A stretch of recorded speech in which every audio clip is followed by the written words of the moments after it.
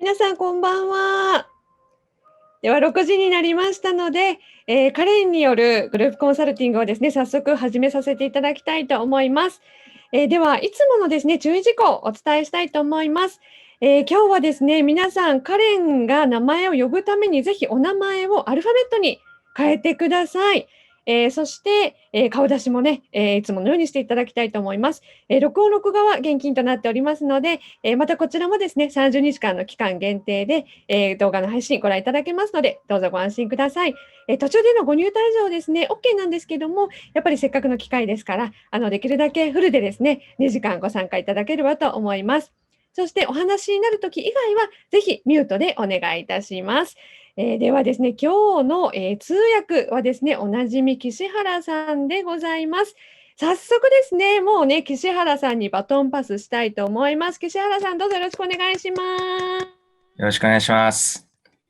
はい、皆さん、今日もですね、参加してくださってありがとうございます。早速ですね、今日のマスターマインドのカレンのですね、グループコンサルの方を始めさせていただければと思うんですけれども、今日ですね、本当に多くの方が参加していらっしゃってですね、で、参加されてない方の質問にもですね、最後、カレンの方でお答えしていただければと思ってますので、1人当たりがですね、大体、8分ぐらいになる予定なんですね。で、っていうところですので、時間の方をですね、事務局のスタッフの方に測っていただく予定になってます。なので、お名前をですね、じゃあ次、〇〇さんですねって言わせていただいてから、その時間を測らせていただきますので、で、ちょっと残り数分とかってなったらですね、カレンだったり、自分だったり、参加者の皆さん見えるように、それを画面で共有させていただきますので、お願いできればと思います。っていうところとですね、今日いただいている質問で、これはどうしたらいいですかっていうような形で、割と一つの質問でいただいているっていう方もいらっしゃれば、これとこれとこれとこれが聞きたいですっていう形で、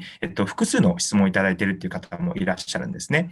で、時間の関係上ですね、例えばその複数の質問っていうところで全部お答えできない可能性っていうのは出てくると思います。ですので、ちょっとですね、その次の方っていうところで、その方が割と質問がちょっといくつか複数ある場合には、〇〇さんどちらの質問を一番優先的にお答えしてほしいですかってお聞きしますので、そちらの方をお答えいただければと思うんですね。で、そちらの方から優先的にお答えできればと思います。時間の許す限りお答えできればと思いますので、よろしくお願いいたします。で、そうですね、本当に、これちょっと石川さんもよく言うことだと思うんですけれども、皆さんぜひ、他の方の質問の時もですね、まさに自分のビジネスにもどう活かせるかなだったり、そういったように聞いていただけると、皆さんの学びも本当に深めることができるんじゃないかなと思いますので、そういった形でですね、できればと思いますので、よろしくお願いいたします。Alrighty, Karen. Hello. Konnichiwa. Konnichiwa. Hello.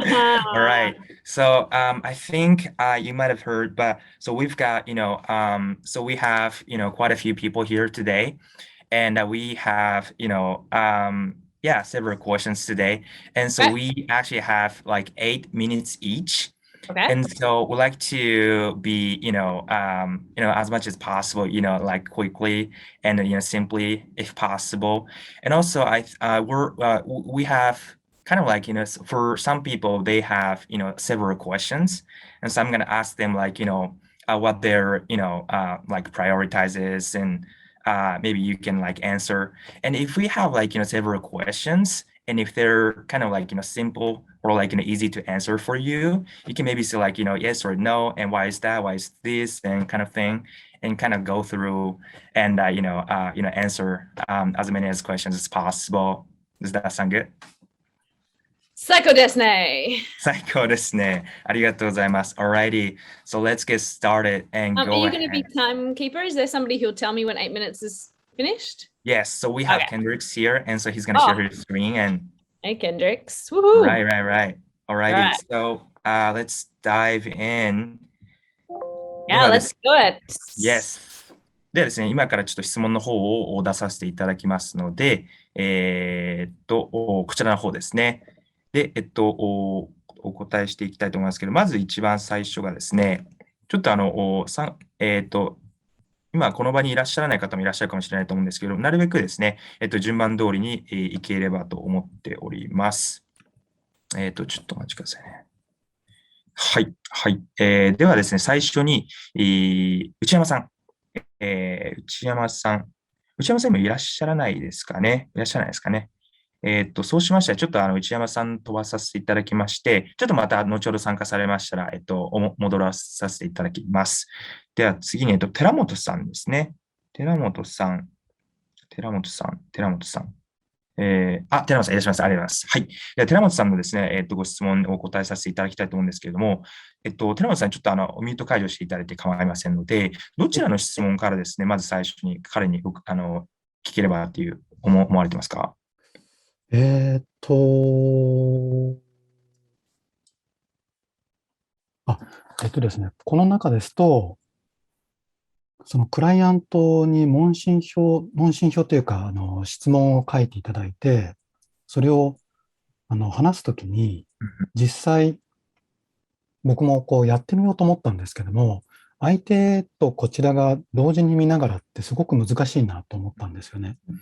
で、それで実際具体的にどういう、その画面共有するにしても、その、スキャンして取り込んでそれをやっているのか、それともなんか他の方法でやられているのかとか、教えていただけたら嬉しいなと思います。なるほどですね。わかりました。ありがとうございます。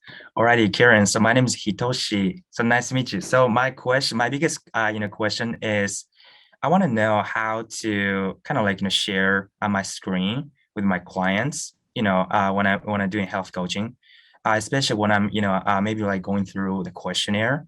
I've tried, but it was kind of hard for me and for my clients as well.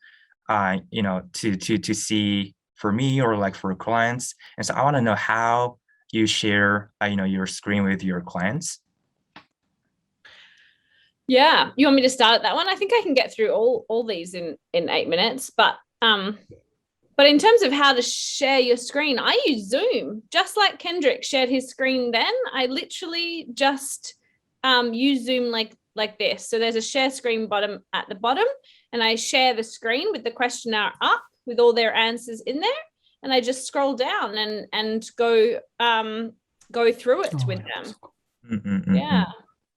そうですね。多分今、お分かりいただけたかもしれないと思うんですけども、今はまさにこうやってやってる感じで、ズームを行って使ってるんですよね。で今、事務局のスタッフの方が、今こういった形で、質問っていうのをこう共有してくださってたと思うんですけど、まさに同じ形で、下の方にズームの方に共有ボタンっていうのがあると思うんですけれども、そちらでやるとやっぱり共有っていうのはできるんですけれども、そこで、例えば1、2、3、4、5個とか、いくつか、問診票とかいっぱい項目出てくると思うんですけど、そこはやっぱりその1つ、2つ下っていう感じでスクロールしながら、クライアントさんと進めていくっていう感じでやっているっていうところですね。なるほど。やっぱり紙媒体だとスキャンして全部それをこう流すように使うっていう感じですよね。で、多分紙じゃない、今回思ったのは紙じゃない方がいいんだなっていうのを、その方がいろいろ操作しやすかったので。なるほどですね。はい、ありがとうございます。はい。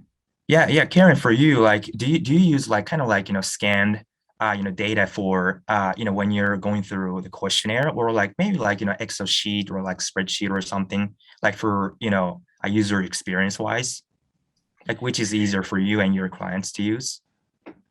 To go through the questionnaire answers? Like I like to use the actual questionnaire.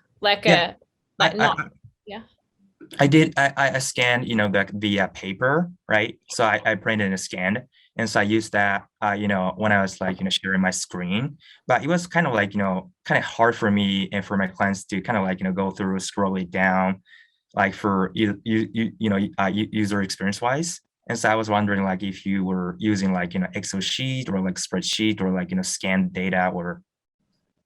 No, literally only the form. I never used a spreadsheet or anything to do the data. But to be honest, sometimes it would depend. Like sometimes if it felt like helpful to have the form there, but otherwise I would like just have my face to the person, right? And then just have the data either up on the screen if it was all virtual, or if it was a hard copy, I'd have it next to me, because they don't actually need to see it at the same time, because you actually don't have to go through all of it. What you want to do in that health history session is go through like some of the key bits, like if they've got a section that they've got no problem, you can say, oh, great, looks like this whole section has no problem. Move on to the next section. You don't have to talk through as much each section. So if it's hard to share your screen, to be honest, one of the biggest things you want to do in that is make a connection with the person. So the more they can see your face and you can look them in the eye and like talk to them and then like go through their data, you can totally do it just like that. OK。そうですね。私の場合、なんかこう、紙のものをスキャンして使うとか、もしくは例えば Excel シートとか、スプレッドシートとかで、使ったりするかなっていうところもですね、ちょっと聞いてみたんですけど、私の場合、大体その紙のスキャンしたものっていうのをスクリーンで共有してっていうところなんですよね。で、そうなんですけれども、一つのポイントとして、問診票とかをこうやっていくときに、あまりそこに、すごい全ての質問に答えきろうっていうところはあまりこだわってないっていうところなんですよね。例えば、毒素だとか、重金属とか、いろいろな問題あると思うんですけど、病歴だとか、そこの、やっぱりいくつかのキーポイント、すごい大切なポイントってあると思うんですよね。そこのところを、やっぱりその問診票の紙の媒体を、例えばパソコンとかのスクリーンの横に私は準備しておいて、例えばクライアントさんに横に紙の媒体で準備していただくっていうこともできるかもしれませんけど、でそこで、やっぱりキーポイントとなるところっていうのはちょっと深掘りしてやるとか、もしくはスクリーンをシェアしてやるっていうのは力を入れてるんですよね。ただ、どっちかというと、問診票の段階でも、そんなに共有とかをしすぎるよりは、やっぱりその相手の顔がよく見えるように、目と目をよく見てですね、その方がやっぱりいい関係っていうのを作れてっていうのがあったので、そういった感じなんですよね。やっぱりセクションごとによっては、なんか本当にオールグリーンというか、もう本当に全部大体いいよねっていうセクションとかもあると思うんですよね。そういった場合、割とパッパッパって進めて、そこにそんなにすごい時間をかけすぎないようにしてるっていうのは私の気をつけているところの一つですね。ありがとうございます。ありがとうございます。そうですね。次に聞きたいなっていうところありますか？これももう一つ聞いていきたいよっていうところとかですね。そう、この質問を書いてたときが、ちょっと全然ですね、今とちょっと状況が違う感じなので、すごい、あれなんですけど、ただ、ちょっと僕も海外とかよく、こう、移動してた時期があって、で、そういう時に、やっぱそこで体調管理ってすごい大変だと思うんですけれども、その時に何か、こういうものは必ず持っていくなとか、そういうサプリメントであったりとか、なんか、ケアするものというものがあったら教えていただけると嬉しいです。なるほど。わかりました。ありがとうございます。So Karen, so my second question is, so when you travel the world, which is kind of hard for me, hard for you right now, but when you travel, what kind of supplements or things are you to bring with, supplements or whatever, if you have some, I like to know. Yeah. In terms of all my stuff or just supplements? I mean, in terms of supplements, when I traveled, a lot of the time what I would do is base myself somewhere and then travel from there. I kind of based myself in Chiang Mai in Thailand, and I did Asia, and then I based myself in Poland and did Europe. So in the beginning, I moved around a lot and I didn't carry many supplements. I usually have a multivitamin, some sort of turmeric, curcumin supplement, a fish oil, and they tend to be kind of my three staples. Nowadays, with everything that's going on, I'd probably add vitamin C, vitamin D, and zinc to those.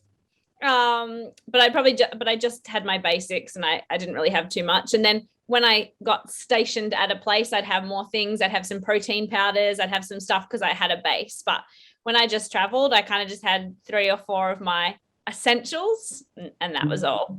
Yeah, because I just owned one suitcase. I sold my house. I literally had one suitcase and one backpack, and that was all. Cool. ありがとうございます。そうですね。大体サプリっていうところで言っても、大体3つか4つとかっていうところなんですよね。私がなんか最初にヘルスコーチとかですごい旅行とかをし始めたっていう時は、結構オーストラリアの近場のところっていうところが多かったので、そんなにすごいいっぱいのサプリとかって持ってかなかったんですけど、時間が経つにつれて、もうちょっと自分の住んでるところから遠めのところとかに行き始めてからは、例えばよく気をつけてるのはマルチビタミンですとか、あとは、ターメリック、ウコンですよね。あとクルクーミン、そのあたりっていうのはよく取るようにっていうのを気をつけてたんですよね。そういったものは持っていっていました。あとフィッシュオイル。この3つっていうのはよく持っていったかなと思うんですよね。で、もうちょっとですね、してから、亜鉛だったり、もしくは、あとビタミン D のサプリメントっていうのも、やっぱり旅行するときには持っていくっていうのをし始めたんですよね。で、やっぱり結構自分の住んでるところに近いところで旅行するっていうときには、プロテインパウダーとか、そういったものを持っていったりとかっていうのもしていましたけれども、大体3つか4つぐらいとかのプロテイン、サプリメントとかだと思うんですよね。大体私1つのバックパックと1つのスーツケースしか持ってなくて、それで旅行するっていう感じなので、大体そんな感じかなというところですね。ありがとうございます。どういたしまして。ありがとうございます。はい。ではですね、ありがとうございます。次の方のですね、質問に移りたいと思うんですけれども、次がですね、三浦和子さんですかね。三浦和子さん。ちょっともしかしたら三浦さんいらっしゃってますかね。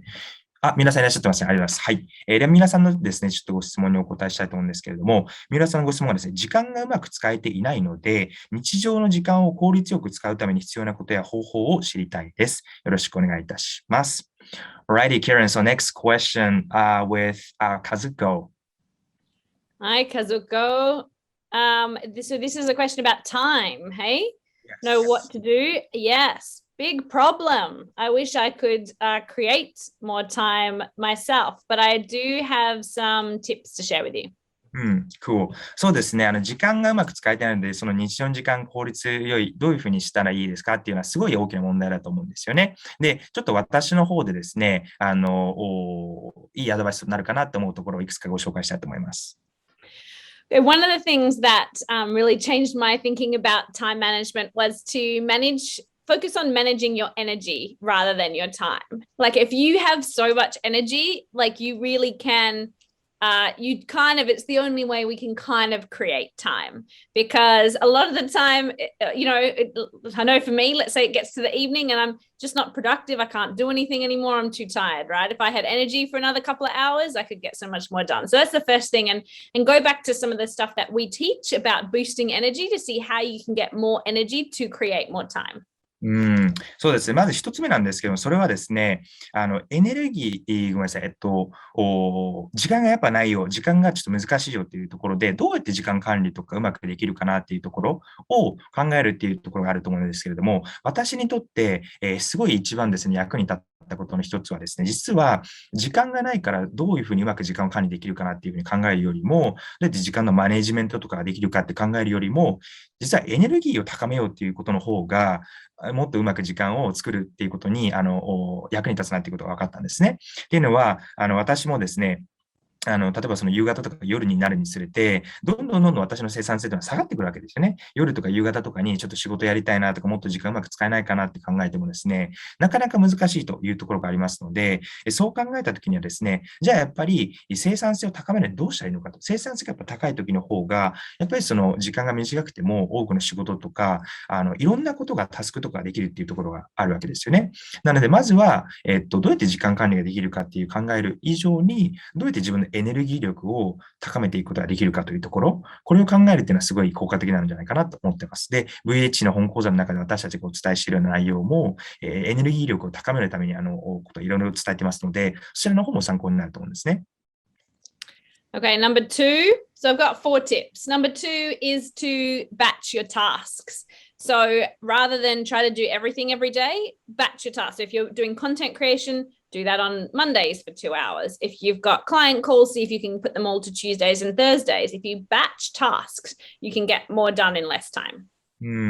そうですね。そして、もう一つはですね、ちょっと実はその4つのアドバイスというところでお伝えしたいと思うんですね。先ほどのそのエネルギーっていうのは1つ目のアドバイスの1つなんですけれども、2つ目はですね、実はですね、なるべくそのタスクとかをですね、その小刻みにまとめて行うっていうところをですね、お伝えしたいと思うんですよね。っていうのは、いろんなタスクとかいろんなトゥドゥーリストとかやるべきことっていっぱいあると思うんですよね。それらのことを、例えばその毎日全部行わなきゃっていうことっていうのは非常に難しいというところがあるわけですね。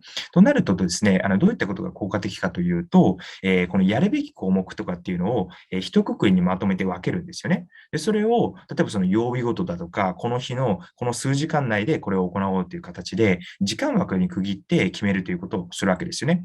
例えば、コンテンツ作成、コンテンツをちょっと今日は作りたいんだよねっていう日がだとしますよね。そうしたらそれはじゃあ、月曜日のこの2時間だけ、3時間だけにおいてこれをやろうっていうところは一つの例かもしれないですし、もしくは今日はちょっとクライアントさんと連絡をちょっとする必要があったなだとか、クライアントさんとのそのやり取りがあったなっていうところだったら、木曜日にそれを行おうっていう形で、毎日毎日全部のことをやろうということは結構難しいんですよね。時間の効率的っていうのを考えるとですね。なのでおすすめなのは、一つ一つのやるべきことをまとめて、曜日ごとだったり、その時間ごとの枠でまとめて、この時間枠でやろうということを考えるということになります。Okay, number 3 sounds like a bit of a pain to do, but it's actually so helpful, is to spend, if you can do this for a week, it's even better, but at least a day, write down everything you do in the day, like everything, like every 2 minutes, like went to the kitchen to get a tea again, like what do you do all day? And then it gives you a really good idea of where you're actually wasting time or what tasks you might be able to give to somebody else to do for you. So a lot of the time we are, even though I've done this before, every few months I do it again because it's amazing what creeps in and it's so hard to be aware of where you spend your time.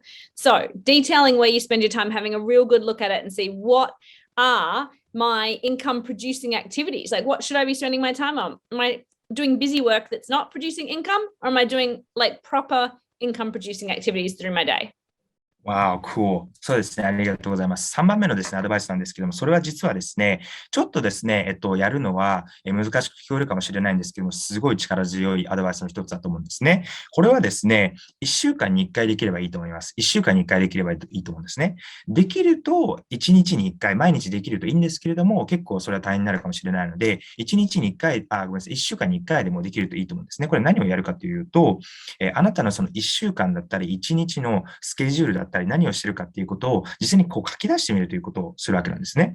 これ何をするかというと、例えばその1日の中でもしくは1週間の中で私はどういったことをしているかなっていうところだったりっていうのを書き出すんですけれども、それと同様に私は日々どういったことに時間を費やしているのかな、もしくはどういったことに時間を浪費してしまっているかなっていうことも書き出すわけですよね。例えばその携帯でそのネットを見てるとかそういうことも含まれるかもしれませんけれども、もちろん仕事をしている内容だったり食事だったりいろんなことを書き出すということをしてみるわけですね。でそれをやったときにですね、私はどんなところで実は時間を無駄にしてしまっているのかだったり、そういったところがですね、いわゆるその可視化できるんですよね。視覚化するっていうことができますので、そうなった時にですね、本当にその騙されたと思ってやっていただけるとすごいいいかなと思うんですけれども、例えばこれ1週間に1回だとか、1ヶ月に1回ってやってみるとですね、こんなことに時間を無駄に使っていたのかだったり、本当にびっくりするようなことっていっぱいあると思うんですよね。そういったことをしていただいて、じゃあこれは時間が生産的じゃないから、これはじゃあ削るための工夫をしようだとか、そういったような対策っていうのは練れると思うんですね。で、もう一つはですね、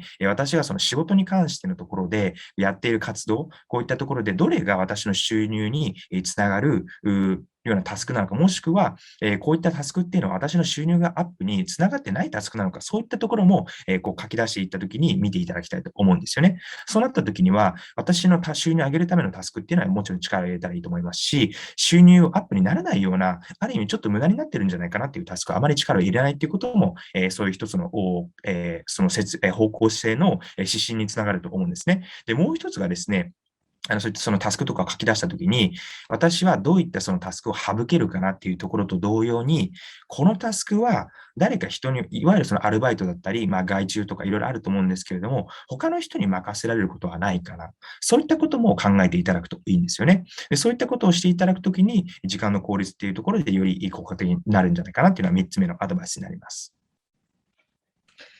Okay, number 4 is a more simple one. Just plan the day before. I really find that helps me. When I procrastinate the most, it's when I'm not clear about what I'm doing. When I've got too many things and I'm like, which one should I do? I procrastinate. So if I'm clear the day before, this is what I'm going to start. These are my top 3 priorities for the next day. And I start with those. I get so much more done. My day goes much smoother. そうですね。そして4番目の最後のそのアドバイスをお伝えしたいと思うんですけれども、これはですね、実は、その翌日のためのプラン、計画を、その日の前にするっていうことなんですね。なので、明日のプランニング計画を、今日するというところが4番目のアドバイスになります。で、これはですね、本当に私いつもやっていてそうなんですけれども、私がですね、ある意味、そういったことをやらないとか、どっちのタスクの方が大事かなっていうところを、ある意味、考えるのがめんどくさいなだとか、そういったところでそれをスキップしちゃう、やらないっていう時の方が、やっぱり翌日の仕事の生産性とかってやっぱり低くなっちゃうっていうところがやっぱりあるんですよね。逆に私が明日のために、明日の計画を書き出そう。明日の計画はどういった計画活動をしようかなっていうところを、こうやっぱり明確化するときにはですね、私の仕事の生産性っていうのは高いんですよね。明日の仕事いくつかやるタスク、やった方がいいタスクあるけれども、その中のトップ3、一番上のトップの3のプライオリティ、優先順位は何だろうかということをこう書き出すんですよね。でそれで決めて、やっぱりそこを決めてタスクだったり、活動だったり仕事をするときに、私の仕事の生産性っていうのはすごい高まるっていうところがありますので、これが4つ目のアドバイスになります。Hopefully that helps. そうですね。今お伝えしたいことがですね、ぜひ三浦さんのですね、お役に立てればというふうに思っています。はい、ありがとうございます。すごく助かります。やってみます。Thank you so much, Karen. That helps a Yeah, lot. of course. ありがとうございます。Cool. So let's move on to the next person here. Yeah, we So- might need an order for that one. Do you think? Because it might take us a little bit. Yes. So we have Hiromi-san.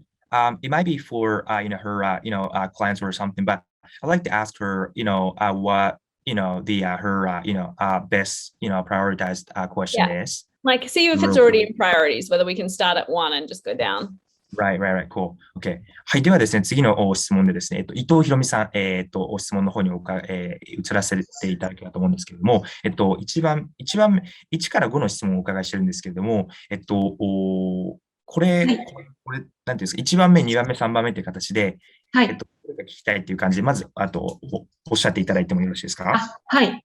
1番目はちょっと友人の話なんですけれども、この方、友人ではあるんですが、いつか VHC で、クライアントになっていただきたいなっていう女性の方なんですが、夫がちょっと脇がの方で、夫婦なのに、ちょっと脇が問題で悩んでいらっしゃるということを会うたびにちょっと聞くもので、ご自身のことっていうよりも、その夫のそういった部分を解消してあげることで、ちょっと興味が引けるし、それが解消されたらとてもまた、夫婦として仲良くやっていけるのかなということでちょっと心配してまして、それで聞きたいというのが1番です。で、2番から5番は、実は自分の話でして、人間ドックを受けたときにですね、今年非常に、年々ちょっと悪くなっているような状態で、今年は白血球が、基準値よりちょっと低かったと。基準値と最低よりちょっと低かった。で、精密検査を受けなさいって言われたと。で、3番目、4番目、5番目は肝臓であったり、膵臓、腎臓あたりになるんでしょうかね。ちょっと数値がやっぱり低かったりっていうことで、いろいろ指摘があって、経過観察にはなってるんですけれども、時々やっぱりこういうことを、各年に指摘されることがあって、ただよく従来の、対応ではっていう話が出てきますけど、悪かったからといって何をせよっていうのはないわけですよ、健康診断。で、困っちゃっていて、自分なりにはいろいろネットでも見たりするんですけども、ちょっとまた VHC で自分の体を治すことで人にも伝えられたらなということで聞きたいなと思っています。よろしくお願いします。わかりました。ありがとうございます。1番がご友人のところで、2から5ですね。ご自身っていうところだと思うんですけど。そうですね。はい。一番優先順位的なところで言うと、どこが一番これ聞きたいなってありますか？そうですね。1番と2番かな。ですかね。1番と2番が一番先に聞きたいですね。わかりました。ありがとうございます。はい。Alright, so Karen, so the first one is about my friend's husband. And so she might be interested in VHC, so she might join in the future or whatever. But her husband, so he has, kind of like, a smelling odor. And so every time I, see her, she kind of, brings that up. And so maybe like if there's something that like we can help her with or, her husband with, that'd be great. And also the second one, that's what I want to know the most as well as the number one. So the from that question 2 to 5 is about me. And so I had kind of like in a full, test for my body. And so these, 2 to 5 are like, found from the test. And so I like to know, the for the time wise, I know like, time is, limited, but I want to know that number 1 and also number 2. 2 is about my health. Okay, awesome. All right, well, let's start with number 1 then. I mean, there are a couple of things you can do that I'm sure he is doing. One, I mean, make sure that he's obviously like washing every day, and just when he does shower, you really want to make sure that you dry really well. Don't stay wet after you've dried. Pretty much body odor is the mix between your bacteria on your skin and your sweat. And it can be caused by a couple of different things: hormones, genetics, and that mix. Okay. そうですね。まずですね、1番目のその脇がっていうところに関してなんですけれども、そのご友人のですね、ご主人がですね、多分毎日されていることだと思うんですけれども、毎日その、シャワーを浴びるということっていうのをまずやっていただけるといいと思うんですよね。で、この一つのポイントがシャワーを浴びていただいた後で、それを、濡れたままの状態にしていくっていうのはあまりお勧めできないんですね。シャワーをされて、でやっぱりその体をそのタオルとかでちゃんと拭いていただくっていうところが一つ大切になってくるというところがあります。っていうのが、大体そういったその脇がだったり、その体臭っていうところの原因っていうのはいくつかあるんですけれども、大体がその体のそのバクテリアだったり、その汗っていうのはその混ざったものになるんですよね。で、あとは他にもいくつかの要因があるんですけれども、ホルモンだったり、あとはその遺伝子的な要素っていうところで、そういったものはいくつかの要因が組み合わさって、その匂いだったり、そういった異臭っていうのが出てきているっていう原因が考えられます。Two things you might not think of. One is what you eat can cause increase in body odor.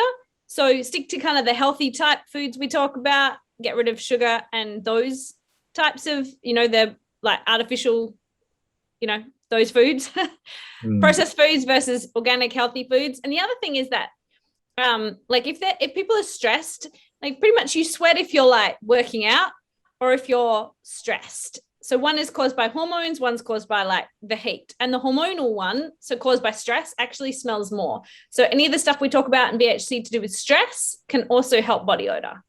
So stress and food are 2 things that you might not think of that help body odor. ありがとうございます。そうですね。そして2番目にですね、このご友人のご主人のために考えていただきたいのが、彼がですね、どういった食べ物を普段から口にされているか、食事を取られているかっていうところが大切になってくるんですよね。で、やっぱり私たちが分かっているように、なるべくその健康的な食事をやっぱりその食べられるっていうのがすごい大事なんですよね。で、普段そのご主人がですね、例えばある意味、その、例えばその人工的な、なんていうんですか、加工食品だったりだとか、人工甘味料だったりだとか、人工、着色料だったり、いろいろあると思うんですよね。そういったものっていうのはやっぱりその体臭だったり、そういったその体の匂いの変化っていうところに関係してきますので、なるべく良質なもの、ヘルシーなもの、私たちが VH の中でお伝えしているものを、食べることができると、それ一つおすすめですね。で、もう一つがですね、ストレスっていうところになります。で、これはですね、例えばそのストレスがすごい抱えている状態で、例えば運動とかをして汗をかいたりすると、そうやっぱその匂いとかに関しては、ストレスを抱えている人の方が、匂いがちょっと悪くなるっていうことが分かっているわけなんですよね。なので、このご主人の方に関してもですね、どうやってそのストレス、で、あとそのホルモンということも関わってきますので、異臭っていうところに関してはですね。なので、このご主人に関しては、どうやってこの方がストレスっていうものをなるべく緩和させることができるかだったりだとか、そういったところで私たちが VH でお伝えしているようなストレスをですね、下げさせるようなことっていうものをお伝えできるといいかなというところがあります。Okay, so the next one with white blood cells. So the first thing, I mean, if all those other symptoms of her, like liver and kidney and the white blood cells are all together, are they, Ken? Yes. Yeah. Okay. Yeah. So especially like, okay, the white blood cells is going to be caused by something. So you'd probably want to do some tests to see whether or not you've had some sort of infection. Do you have an autoimmune condition? Are you really anemic? Is there any other condition or medications that might be causing it? So you'd probably want to start by doing a few extra tests, especially kind of about those autoimmune, about any viruses, Epstein-Barr, things like that, to see whether or not we could get a little bit more about what might be causing it. うん、そうですね。そしてですね、2番目のですね、伊藤さん自身のことについてお伝えできればと思うんですけど、例えばその白血球の減少だったり、肝機能だったり、そのコリンエステラーゼ値だったり、そのあたり全部そうだと思うんですけれども、その人間ドックを受けられたというところだったと思うんですけども、例えばその他の部分に関して、もうちょっとここの、例えばその腎臓だったり肝臓というところの的確な検査っていうものがもし受けられるところがあれば、そこもちょっと受けてみて、何が原因とかっていうのを見てみるっていうのを一つお勧めかなと思うんですね。で、実はですね、この白血球の低下とかっていうのは、いくつかのやっぱり原因っていうのがあるんですけれども、一つは何かしらのその感染症だったり、そういったものが可能性になっている可能性があります。で、他にはですね、何かしらの自己免疫疾患系の症状だったり、それが原因でそういったふうになっている可能性っていうのもあります。でもしくはですね、ちょっと貧血だったり、その貧血気味っていうところでそういったものが巻き起こされている可能性っていうのもあるわけなんですね。なので、まずそういったところで、人間ドックの他の何かしらの精密的な、それに特化した検査とかも受けた時とかに、さらに何かしらの原因が分かって、そこにピンポイントに狙いを定められるかもしれないっていうのが一つあります。Just really quickly, immune boosting foods. Look at what we talk about: sleep, stress, and I'm going to put some supplements in the thing that we can send her that might be good. Oh, sorry. So immune boosting foods, sleep, and stress. I'm going to send her in this. I'm going to send you some supplements she can try. OK, cool. ありがとうございます。そうですね。ちょっと時間の関係で次に移らないとというところなんですけど、ちょっと短めに、免疫力をその高めるための食事だったり、サプリメントっていうところで、私たちが VH をお伝えしているようなところっていうのを、特に免疫力を高めるところっていうところで、伊藤さんに関して見ていただけるといいかなと思うんですね。でそういったところで食事だったり、そういったところをやってみるとすごいいいかなと思います。で、サプリメントも同様にですね。で、ちょっと今ですね、私、カレンがですね、ちょっとこのコメント欄、チャット欄の方に、その睡眠と、あとはそのストレスっていうところにちょっとお勧めかなって、伊藤さんのためにですね、お勧めになるかなって思うサプリメントのリンクの方をですね、貼らせていただきますので、そちらの方もですね、試していただけるといいかなと思いますので、やっていただけるといいかなと思います。ありがとうございます。Thank you. どういたしました。So Karen, so you're sharing the link of supplements or whatever here, right? I was going to put it in the spreadsheet, but I can put it wherever you want. Do you want me to put it in the chat? Oh, okay. Yeah, I think that might work. In English is okay? It's a link of supplements or something, right? Oh no, I'm just like writing them out. I just had a look before I wrote out some for her. That's all. Yeah, maybe like you can just put it on the spreadsheet, and then maybe we can like do something later. Yeah, ありがとうございます。Cool. Cool. ではですね、ありがとうございます。次の方のですね、移らせていただければと思うんですけれども、次がですね、八木のりこさんですね。八木のりこさんですね。八木さん、いらっしゃいますね。ありがとうございます。はい、お願いします。はい、よろしくお願いします。ではですね、自分が何者なのか、何ができるのかをどうやって未来のクライアントに知ってもらえばいいのか。はい、こちらの方をですね、答えていただければと思います。Alright, Karen, so next question. Yes.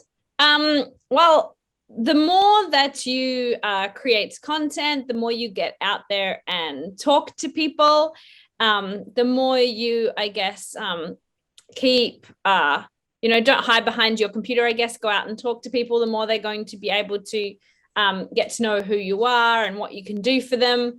The other piece for that, though, is you need to be clear on that. So do you know your niche? Do you know who you like to help? Do you know why you like to help them? Do you have a powerful story that you can share with people as to why you feel really passionate about working, with women with diabetes or work with mothers who are stressed out? Like if you can really articulate who you work with and why you work with them, why you feel so excited about working with these people, that can really help. そうですね。これもすごいとても大切なご質問だと思うんですよね。で、まずですね、その2つあると思うんですけれども、1つ目っていうのは、まずですね、例えば、より多くのご自身のですね、ビジネスに関する何かしらのコンテンツとかっていうものをより多く作ることができればできるほど、もしくは、より多くの人にですね、よりこういったそのヘルスコーチングのことを伝えることができればできるほど、もしくはより多くこういった活動をすることができればできるほどですね、それに従って、自分はやっぱ何者なのかだったり、自分は本当は何をしたいのかだったり、自分がどんな人のサポートをしたいのかっていうことは、やっぱりその時間にかけて、例えばコンテンツの作成に関わったり、もしくはそういったいろんな人と話すことによって、いろんな活動をし続けるにつれて、やっぱり分かってくるっていうところは一つあるんですよね。あ、自分はこういう人好きじゃないかとか、自分こういったサポートできたらいいなっていうのが、やっぱり自分こういうタイプなんじゃないのっていうのが、やっぱり分かってくるっていうのは一つあると思うんですね。ただですね、それと同様に、なかなかすぐにいろんな全てはできないよねっていうことがあると思うんですね。なので、もう一つは自分のニッチを私はどれぐらい理解しているだろうかというところを理解することがとても大事だというところがあるわけですよね。例えば、私のニッチそもそも何なのかっていうことがまず分かっているかっていうところがあるわけですね。で、さらには、じゃあ、私のそのニッチはなんで私はそのニッチでやりたいのか、その why の部分ですよね。what もそうなんですけど、why の部分は何なのかと。なんでこのニッチなのかというところと、なんで私はじゃあこのニッチにパッション、情熱を持っているんだろうかっていうところもそうですね。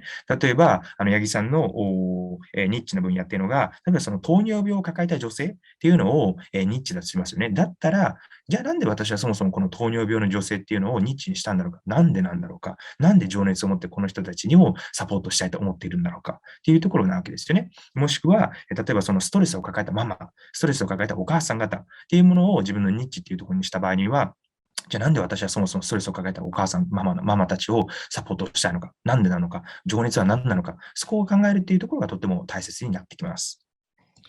You can also, when you make content on things like social media, you can offer these people, something for free in order to get on your email list.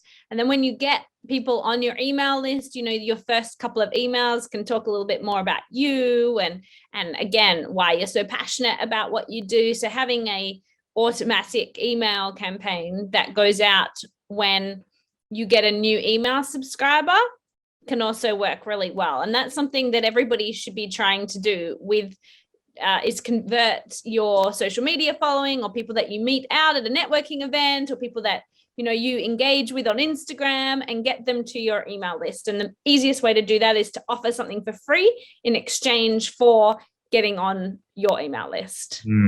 そうですね。そしてもう一つはですね、こういったそのコンテンツとかっていうのを作れば作るほど、そして、そこからですね、やっぱりその見込み客になってくれるような方たちですね、こういった方たちとの時間っていうものを、やり取りっていうものを、やっぱりその多くすることができればできるほど、やっぱりその自分が何者なのかっていうところだったり、どんな人のサポートをしていきたいのかっていうのは、もっともっと分かっていく、助けにつながるっていうのがあるわけですよね。で、これ例えばどういったことができるかというと、例えば SNS とかで、例えばそのある意味集客だったり、見込みのクライアントの方と会おうということをする場合にはですね、何かしらのコンテンツを作成したり、もしくはライブ配信したり、いろいろあると思うんですけども、とにかくその無料での、価値提供するというところが大切になってくるわけですよね。無料の価値提供をするというところをまずしていくわけですけれども、で、そこからですね、その E メールリストっていうものを、作っていくっていうところをするわけですね。今、LINE とかもあると思いますので、日本においてはですね、メールアドレスだったり、LINE だったりいろいろあると思うんですけども、そこはご自身のやりやすい方でいいと思うんですけれども、例えばそのコンテンツ、この何かしらを、無料でプレゼントしますっていうところで、欲しい方は、E メールアドレスを登録してくださいっていうところだったり、LINE を追加してくださいっていうところだと思うんですよね。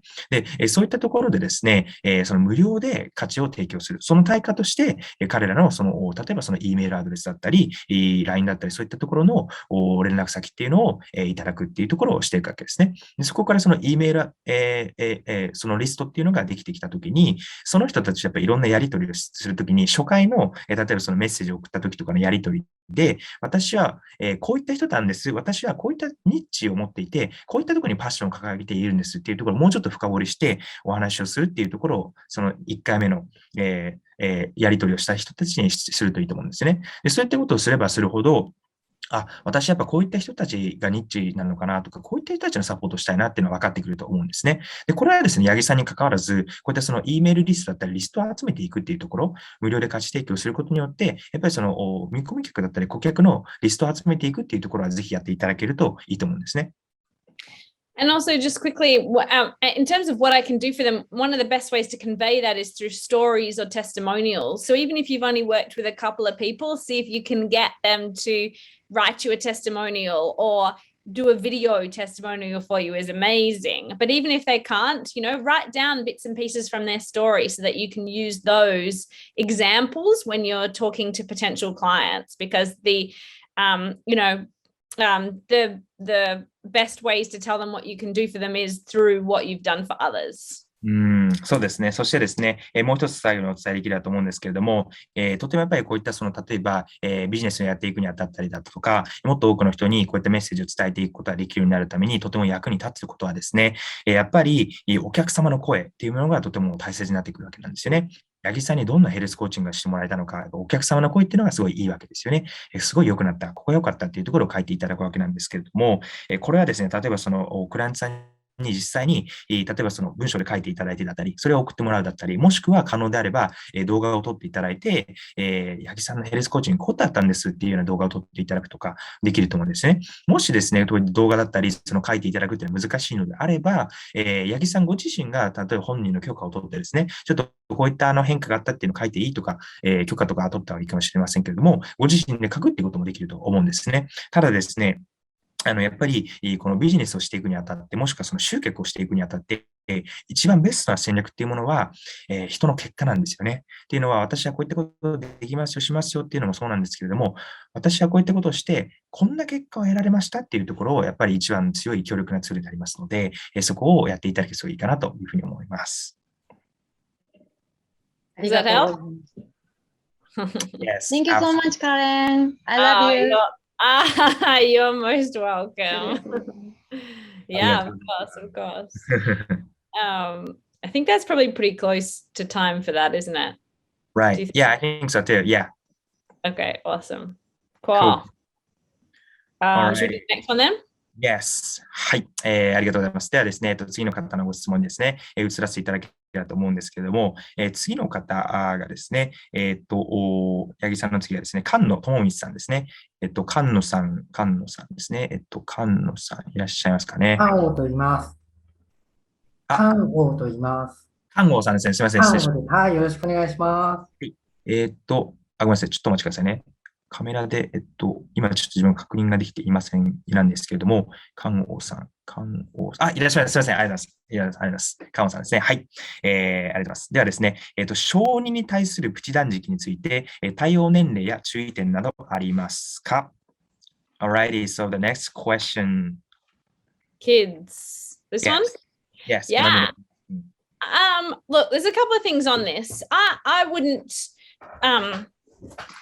I wouldn't recommend intermittent fasting for children or preschoolers. But maybe I can ask you a bit more about whether these children have specific goals. Like if somebody's coming to see you because the child has a specific goal, then, there might be some things we can do. But otherwise, children, teenagers, preschoolers, it's not really a strategy that we generally recommend for kids. In saying that, though, I don't, and Dr. Rudy and Dr. Jones would agree with me that kids will though eat when they need to eat. So I don't think either we need to make them do intermittent fasting, but you don't need to make them have breakfast. Like if kids aren't hungry, it's usually meaning that they don't need food at that time. Their bodies are our bodies, I feel like, get less and less smart as we get older. They're so smart when they're young and they generally know when they need food. So I don't believe in forcing them to eat when they're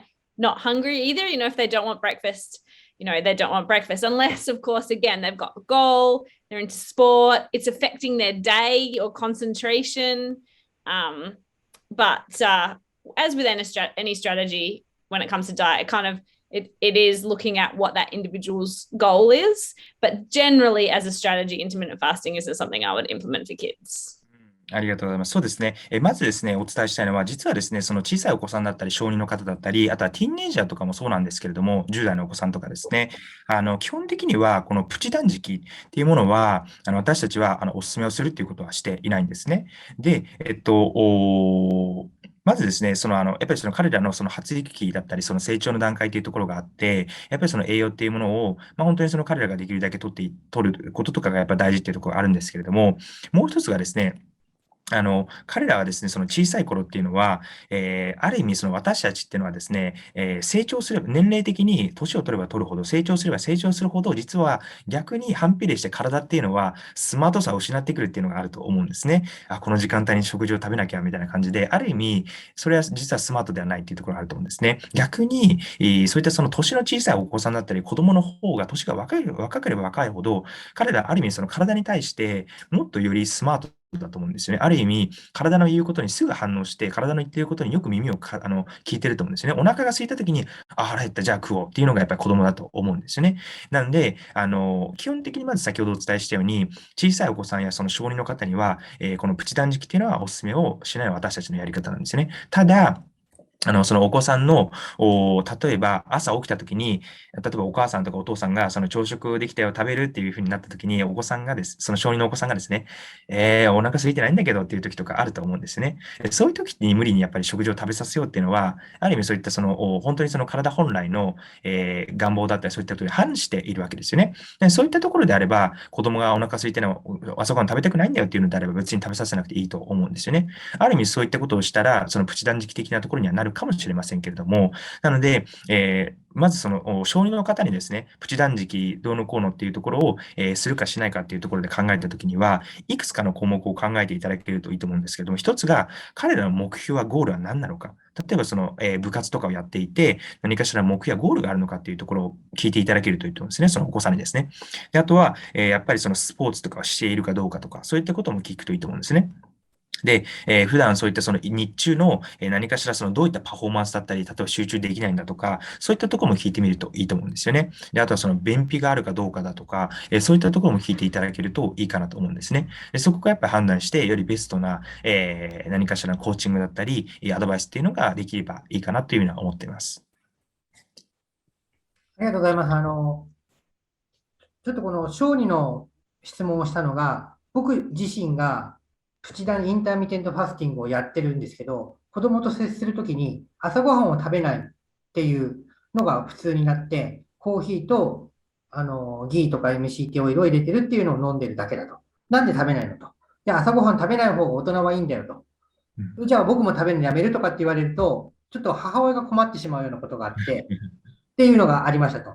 で、白米をメインに食べたり、麺類が大好きなんで、基本的には白いものは良くないから茶色いものに変えようねっていう話はして、白米を玄米に変えるっていうようなことを、家族の中で今コンセンサスを得て、玄米が来るのを待ってるっていうような形に、まあ、ちょっとずつ変えてきて、なんかちょっと残りの時間で具体的に子供さんにおすすめの食事の方法とか、なんかそういうもので、なんかシェアしてもらえるものがあると嬉しいです。お子さんに、お子さんにおすすめの食事とかっていうところですよね。はい、よあれば。り健康的な、そのファスティングが今の理由でやらない方がベターだっていうのは理解ができたんで、例えば白米を玄米にするっていうのはやりたいなと思ってるんですけど、あとなるほど。子供向けのものでっていうことで、なんかあったらお願いします。わかりました。わかりました。ありがとうございます。So the reason why, I brought that up is because, so it's about my kid. And Uh-huh. so I'm practicing, intermittent fasting right now. Uh-huh.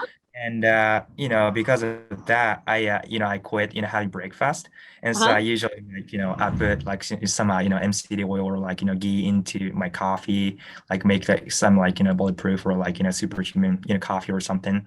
And so my Uh-huh. kid is like, hey dad, like why don't you like eat breakfast anymore? And I was like, hey, for adults, like we shouldn't like eat like breakfast in the morning kind of thing.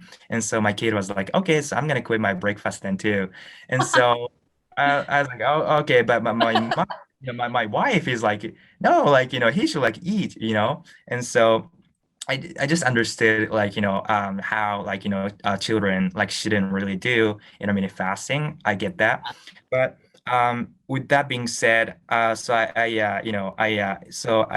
talked to my wife and my kid and everything, and we kind of recently because of that kind of switched over from white rice to brown rice. because I was like, hey, like, when it comes to rice, like, it should be like, brown rice rather than, white rice. And so that's what we did recently. So little by little, we're, kind of like, moving towards, better, healthier life. But with that being said, for the rest of the time, I'd like to ask you to give me like, if you have like any advice on healthy, nutritious diets or food for children, that'd be great. Yeah. When it comes to kids, really the biggest thing is like adding in as many healthy foods as you can while getting rid of like the really if you can reduce the processed foods, like you can keep it simple for kids. So things like, take out as much of the processed sugar as you can. The processed vegetable oils, hydrogenated vegetable oils that you get in processed foods is great. The more, if you can get them to eat vegetables, if you can make maybe their breakfast while you're having your coffee, your kid has a smoothie. Smoothies are great for kids' breakfast. Those kind of things are awesome. You can sneak in superfoods and veggies and things like that. So really, when it comes to kids, it's actually, unless they've got, again, a specific goal, it's pretty simple. Add as many whole foods in and as many processed foods out.ありがとうございます。そうですね。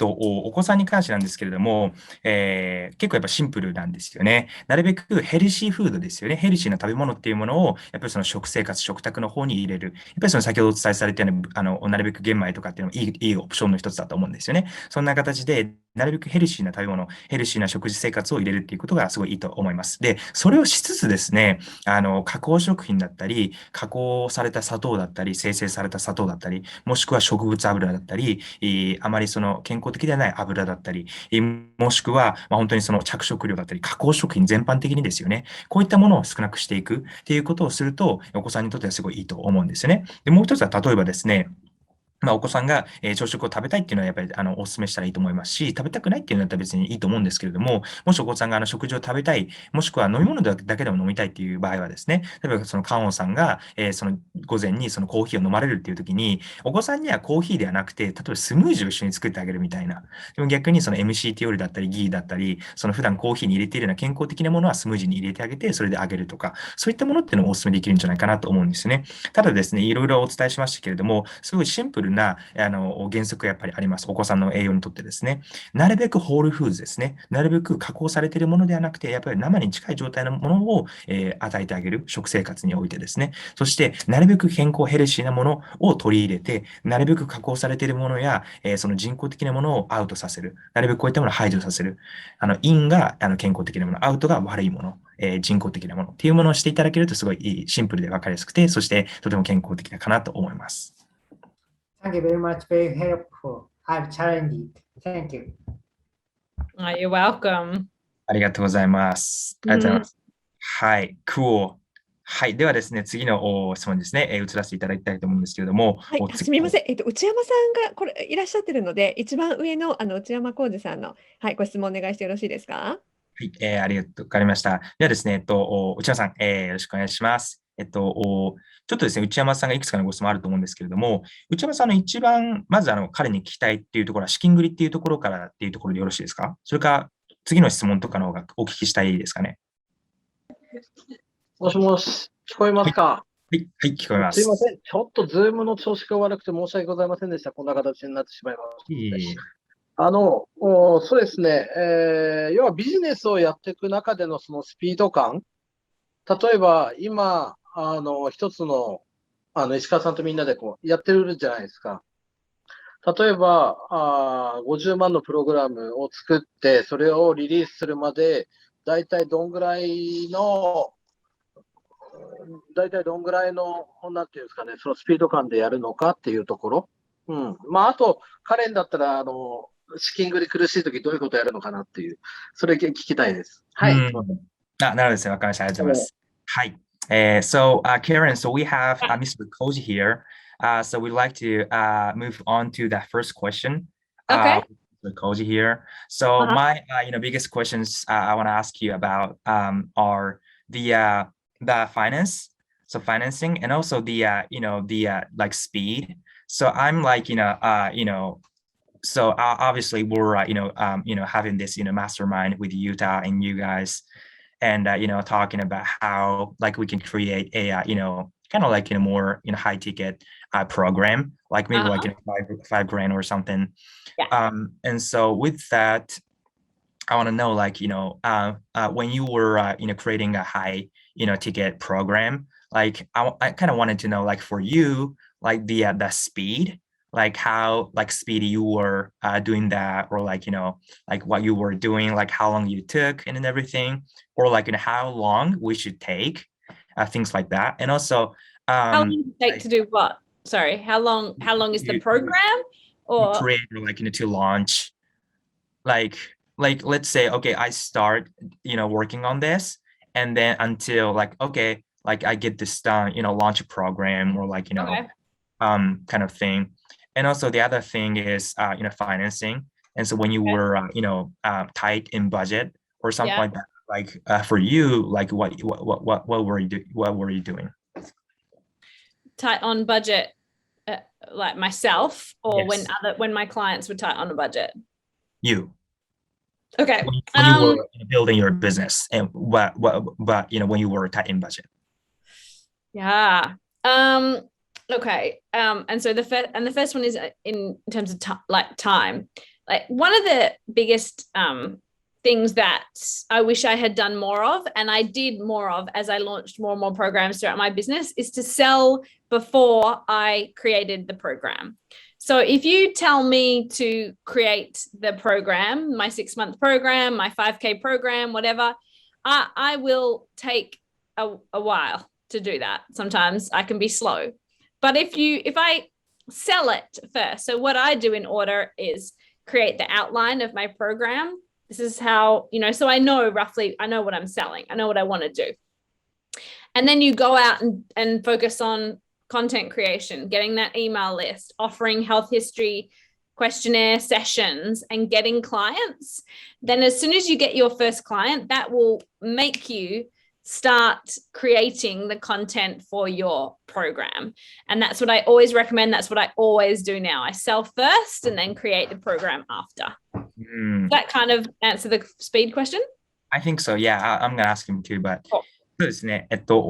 まず先ほどのですね、そのスピード感というところで、お伝えしたいのがですね、ちょっとごめんなさい。もし質問がちょっと意図がずれているよとかだったら、もう一回おっしゃっていただけるといいと思うんですけれども、まずですね、私がですね、ビジネスをこれまでやってきている中で、やっぱりその最初の段階で気づけておけばよかったなっていう点がいくつかあるんです。一つは、例えば、50万円のプログラムを作りますっていうところだったり、じゃあこのプログラムや講座を作るためにどれぐらいの期間を要するか、どれぐらいの期間が必要かっていうところを考えていたときにですね、当時の私を振り返って、もし当時の私にアドバイスできたとするのであれば、私に言いたいのはですね、すごい、その50万円のプログラムを作るために、いろんなことを考えたり、時間を要するっていうところの前に、まずそれをコンテンツをどうしようかっていうことを考えたりする以上に、まず売ることを先に考えた方がいいよっていうことを私は、伝えたいなと思うんですね。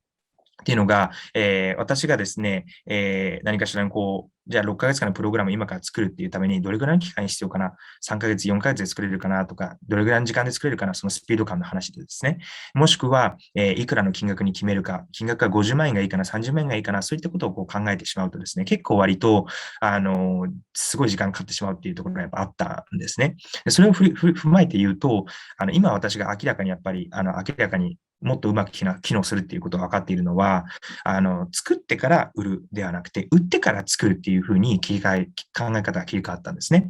例えば50万円の金額だったり、こういったプログラムしようっていうのをある程度決まったら、それをもう売るっていうことを決めるっていうことを私はし始めました。でそこから、例えばじゃあどうやって顧客リスト、Eメールリストを集めていくか、もしくはその初回のコンサルの中で、この問診票をどの部分で組み合わせていくか、そして実際のプログラムの中のコンテンツっていうのはどういうふうにしていこうか、金額だったり、プログラムっていうのを決めてそれを売る。で売った後で、ある意味そういった方がやっぱり私にプレッシャーとかかかって、翌々月ね、こうしないともう間に合わないよねとか、そんな感じになって、よりスピード感っていうところではすごい助かったっていうのがありました。内山さん、こういった回答っていうところで意図的に合ってますか？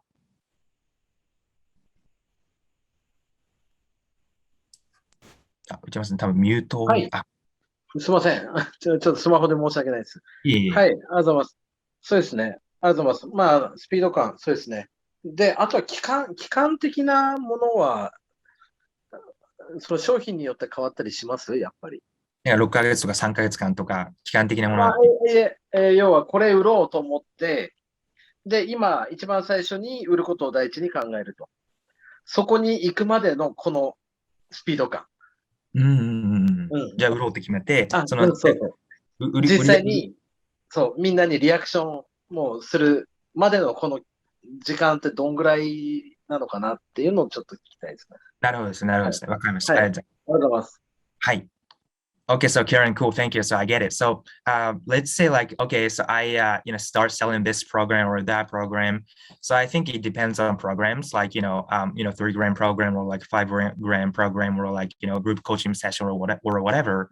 But let's say, okay, I'm gonna sell this program, and then from that till like you actually sell that program, like when it comes to like kind of like time wise, like time span, like how long like are you usually like doing it, or like how long do you think like we should like get this done? Completely depends on how much time you've got to allocate it to each day. Are you doing it full time? Have you got like 1 day a week? Don't compare to anybody else. Whatever your journey is. I think I'd focus on momentum. Do I keep moving forward each day? Because if you're selling it before you're ready, I mean, you can get this stuff up pretty quick. I always like to do like a minimal viable product, and I learn through doing. So I would prefer to sell, let's say I want to sell a $5,000 program. I would prefer to discount it, do it like I'm going to do it half price. I'm going to do it 2.5 of my first 3 people, so I can learn while I'm doing with them. And then as I'm doing it with them, I'm kind of creating it. And then cool, I've got it down. Now I'm going to do the 5 grand. If I was doing that, I mean, really, you can turn around, put a post up on social media and say, hey, free health history for diabetes over 40, jump on. You might get someone jump on and sell your program tomorrow.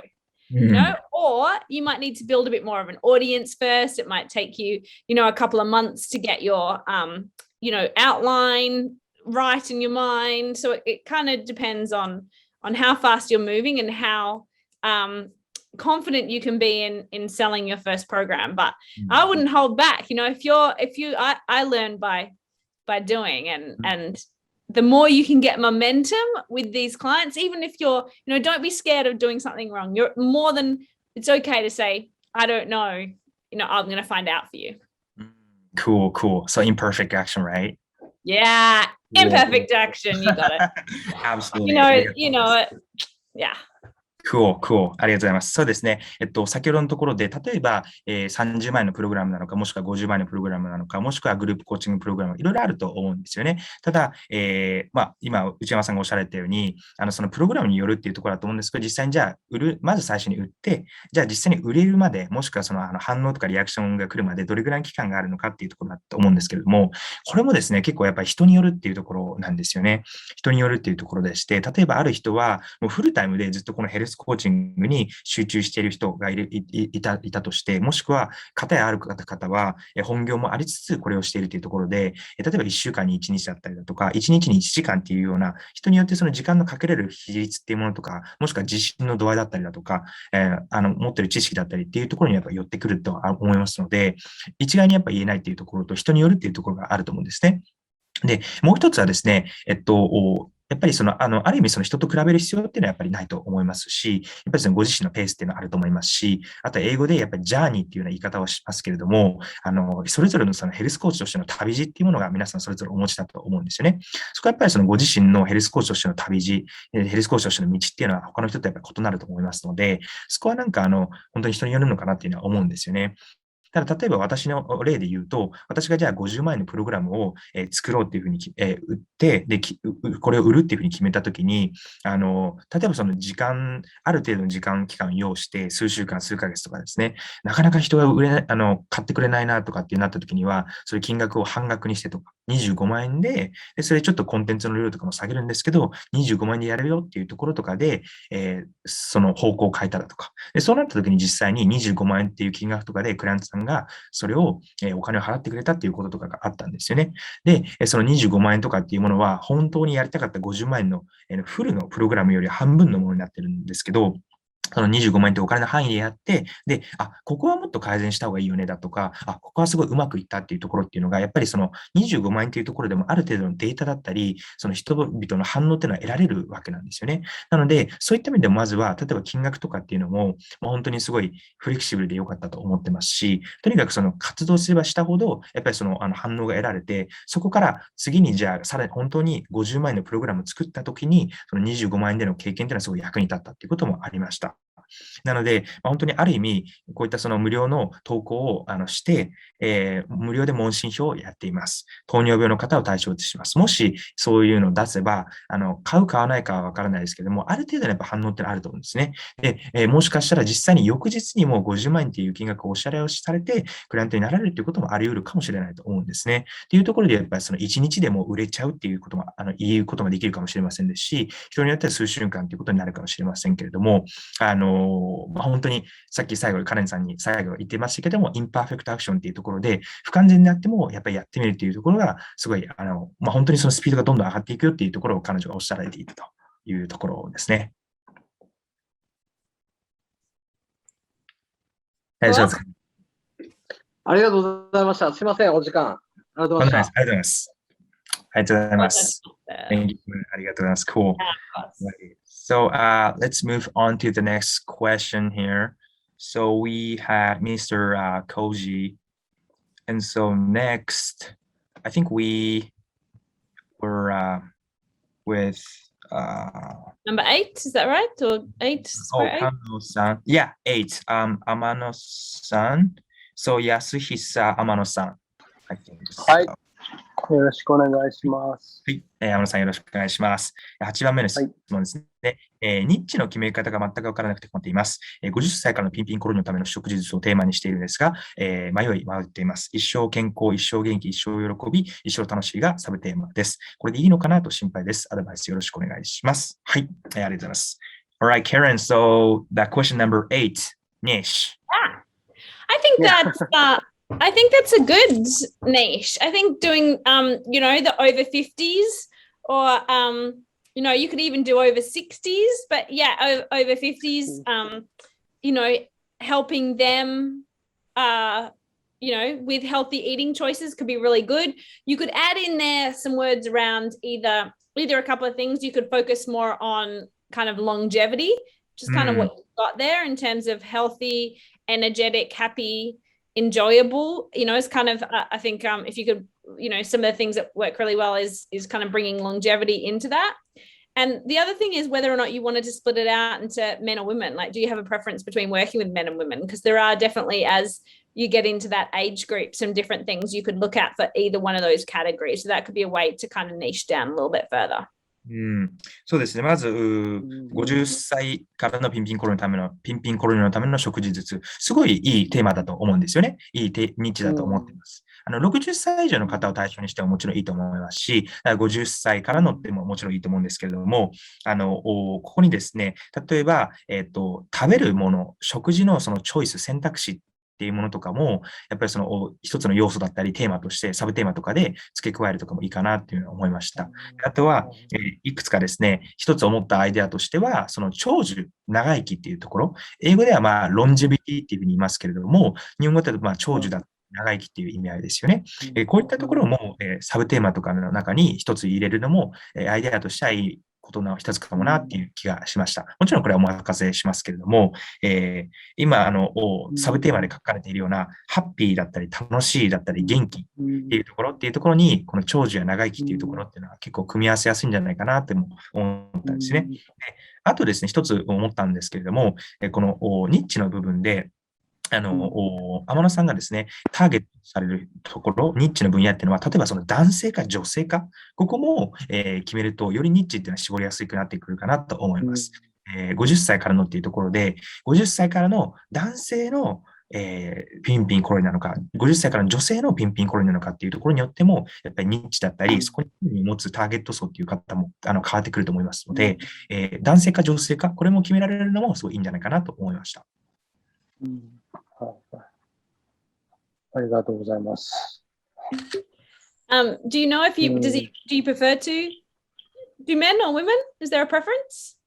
天野さん的にはなんか男性、女性かっていうのことが考えられてましたか、もともと。それか、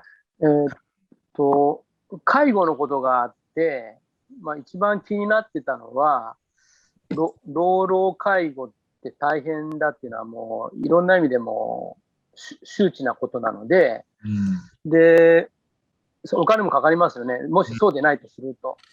ですから元気であることがあるので、夫婦で元気というイメージは持ってたんですが、女性の方が長寿なので、女性かな今聞いてしまうとなると、そうなのかなって今思ったりもしたんですが、はい、そんな感じです。なるほどですね。自分では決めきれてないというのは今、どうですか。はい。なるほどですね。ありがとうございます。Yeah, like, so when it comes to like caregiving, right? Like over like kind of like an elderly people, right? I think one of the biggest problems here is that like kind of like elderly people are giving caregiving for elderly people. So elderly people are helping elderly people. That's the problem here too, right? Like if younger people can like help them, that's great. But the problem is like elderly people are helping elderly people for as in like 50s are helping 80s. Is that what you mean by like? Yeah. Okay. Yeah. And so, but the like female, so they're like when it comes to like longevity, like their lifespan is like a little bit longer than like men's, and so I'm like maybe like for ladies, I still haven't like figured it out, but yeah, maybe like I'm thinking for female ladies. Okay, cool. Because I think that your marketing in that age group might be a little bit different depending on whether you go with men and women. So and where you find these people might be, you'd want to really think about your target person. Where does that person hang out? Are they on Facebook, or are they going to be reading a magazine on something, or maybe they even like read the newspaper. I don't know if you guys still have newspapers, but like so that you can find out different places to find these people who are a little bit older. But in terms of then how you position your offer and what they might be interested in might be a little bit different between men and women. So I definitely have a think about that. But that demographic is I have a number of clients that have neuropathy as a niche and target that older audience, and we do Facebook ads and all sorts of online marketing really successfully for that older demographic. So I don't know, they tend to potentially have a bit of money. They're interested in making sure potentially they're getting some test results back, like maybe pre-diabetes or things like that they want to make sure they're preventing. So you could also talk about some of those conditions and how to prevent them when you're talking to kind of this demographic. Sorry, I talked about lots of things. Did that make sense? Yes, absolutely. ありがとうございます。Yeah. そしてですね、今女性っていうところをですね、おっしゃられたと思うんですけれども、やっぱり例えば50代、60代っていうところになってくると、やっぱりその男性、女性によってやっぱり考え方、価値観っていうものもやっぱり変わってくるっていうところがあると思うんですね。健康だったり、例えばこれからのその残りの人生っていうところだったり、男性、女性によって変わってくるところもあるかもしれないと思いますので、やっぱりその男性、女性っていうのはやっぱり結構大事なポイントになるかなと思いますので、そこも考えていただけるとすごいいいのかなと思うんですよね。で、それと同様に、例えば男性なのか女性なのかってなった時に、ご自身のそのニッチにする方たちがですね、どういった場所で普段その時間を費やされるか、時間を過ごされているのかっていうところも意識するのがすごい大事になりますよね。例えばそのより若者になってくればなるほど、例えばそのインターネットとかこういった SNS とか、使うという傾向があると思うんですけど、天野さんがそのターゲット天野さんがターゲットとされる人たちっていうのは、例えば Facebook を使うのか、もしくは結構新聞とか、もしくは雑誌とかを見ることが多いのか、もしくは何かしらの交流会とかに出るのかっていう、いろいろあると思うんですけれども、例えばその50歳、60歳、男性なのか女性なのか、でそうなった時に彼らはどういった時間、どういった娯楽で時間を費やすことが多いのか、そこを踏まえた上でですね、そういったところに自分自身のヘルスコーチングのものを紹介していこうっていうのを考えると、そういうニッチの人たちに語りかけるっていうことがしやすくなると思うんですね。で、どうやってそのご自身のヘルスコーチングをやるときにオファーが出せるかっていうところで、ニッチをこう決めましたと。で、こういったそのサブタイトルはこういったものを決めてますっていうのもいいと思うんですね。で、それと同様に、どうやって例えばある特定の、障害だったり病気とかっていうものを、予防にこういったことがあるんですよっていうところとかも盛り込めると、結構力強いのかなと思って。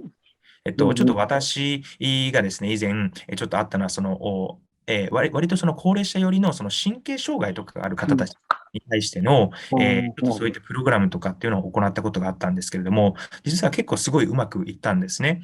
ある意味、そういった方たちが、その、金銭的な面で、やっぱりそういった余裕があったり、でそういったその、長生きのためにそういったことを考えている人たちが多かったのか、そういったことが要因かもしれませんけれども、その、割と高齢者向けの神経障害に向けたプログラムっていうのはうまくいったことがありました。なので、例えば、どうやって糖尿病予備軍の方とかかもしれませんよね。これ一つの、例に過ぎませんけれども、50歳、60歳からの男性なのか女性なのか、で、糖尿病予備軍の方対象だとか、そういったところでやっていくともっと絞りやすいですし、そういったものに関心、注意している人は、すごいやっぱり天野さんのオファーっていうものに興味を持って、お話を聞いてみようというふうになりやすいんじゃないかなと思いますね。はい。よくわかりました。ありがとうございます。ありがとうございます。You got this. Keep going.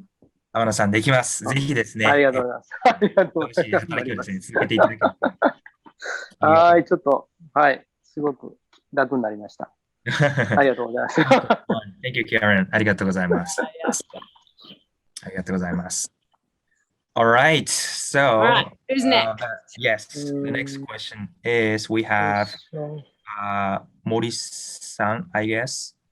森美也子さんですね。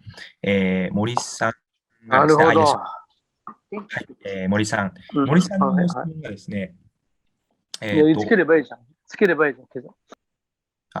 いいですね。はい。森さんのご質問がですね、ヘルスコーチとしての集客に、不安があります。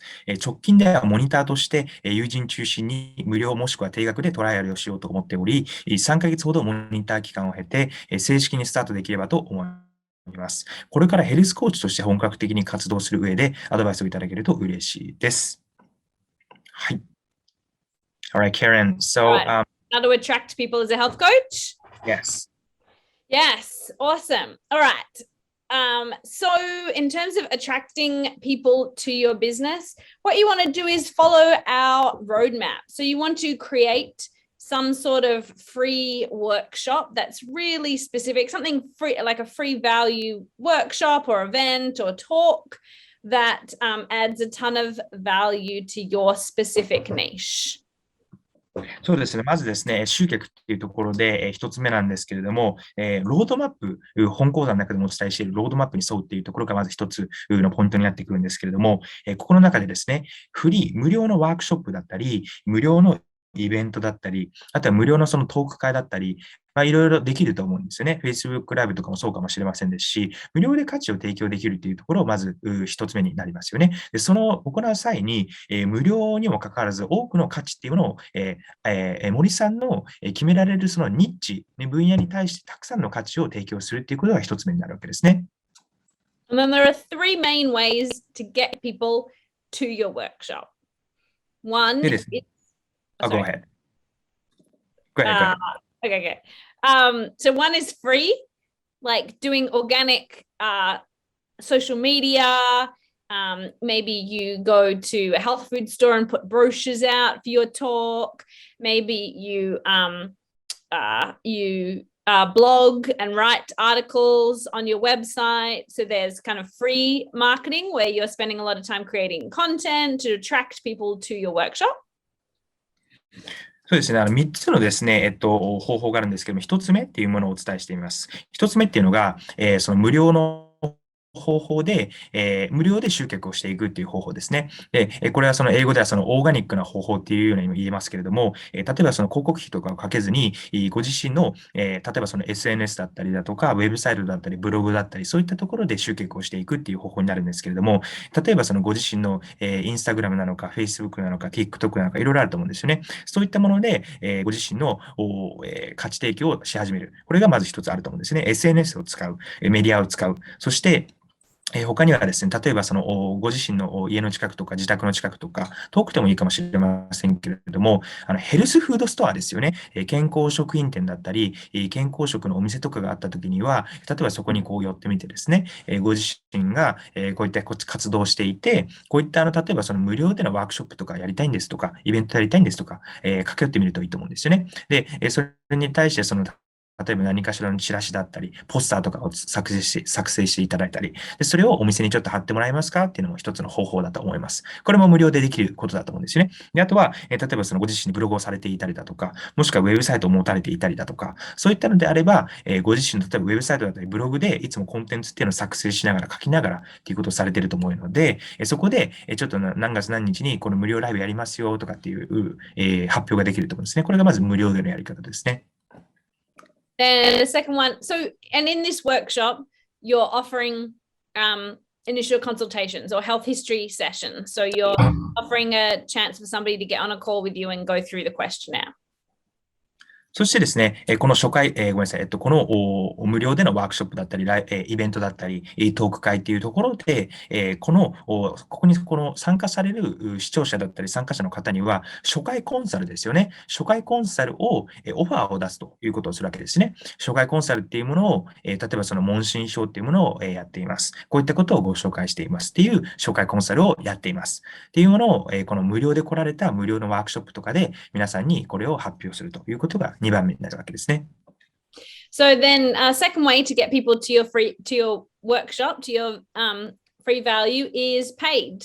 So you can pay for advertising on platforms like Facebook or Google, or in more traditional ways, newspapers, etc. But it's paid advertising is obviously another way that you can get people to your workshop, which gets people into initial consultations with you.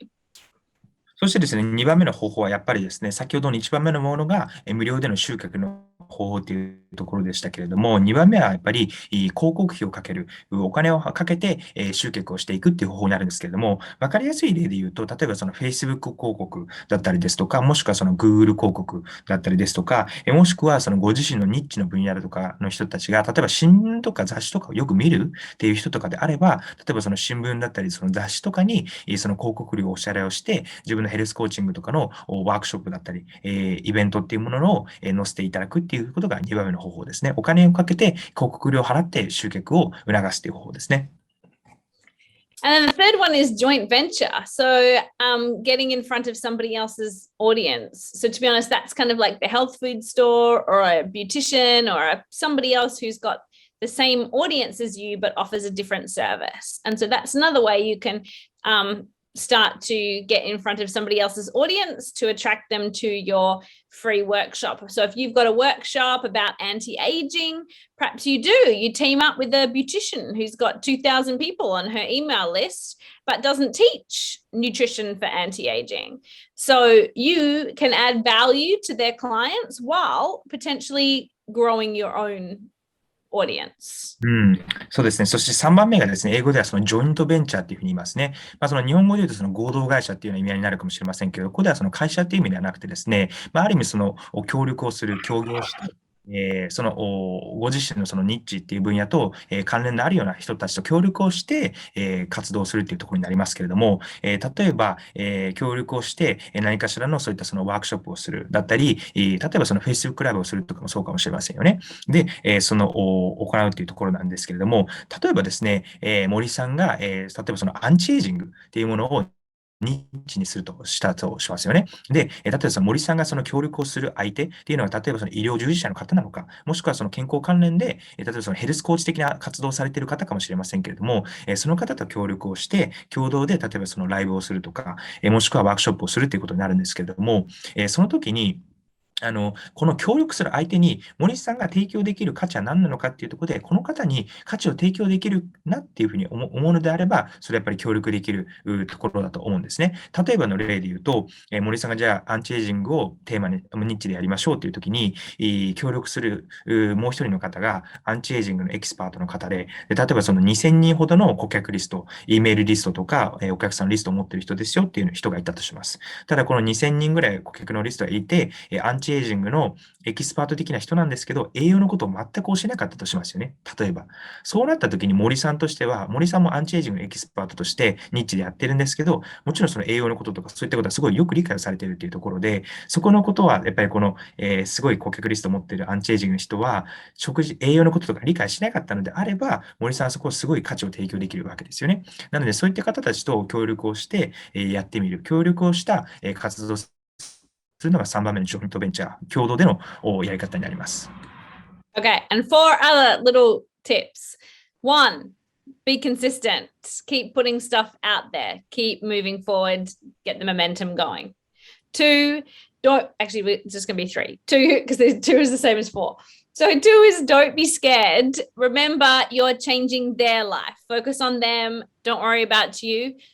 Which leads into number 3, which is do as many health history questionnaire consultations as possible. Set that as your goal. How many questionnaires have I done this week? How many have I done this month? Keep that as your goal, because that is going to be the marker that leads into actually paid programs. That's where your goal wants to be. How many of those questionnaires am I doing each week, each month?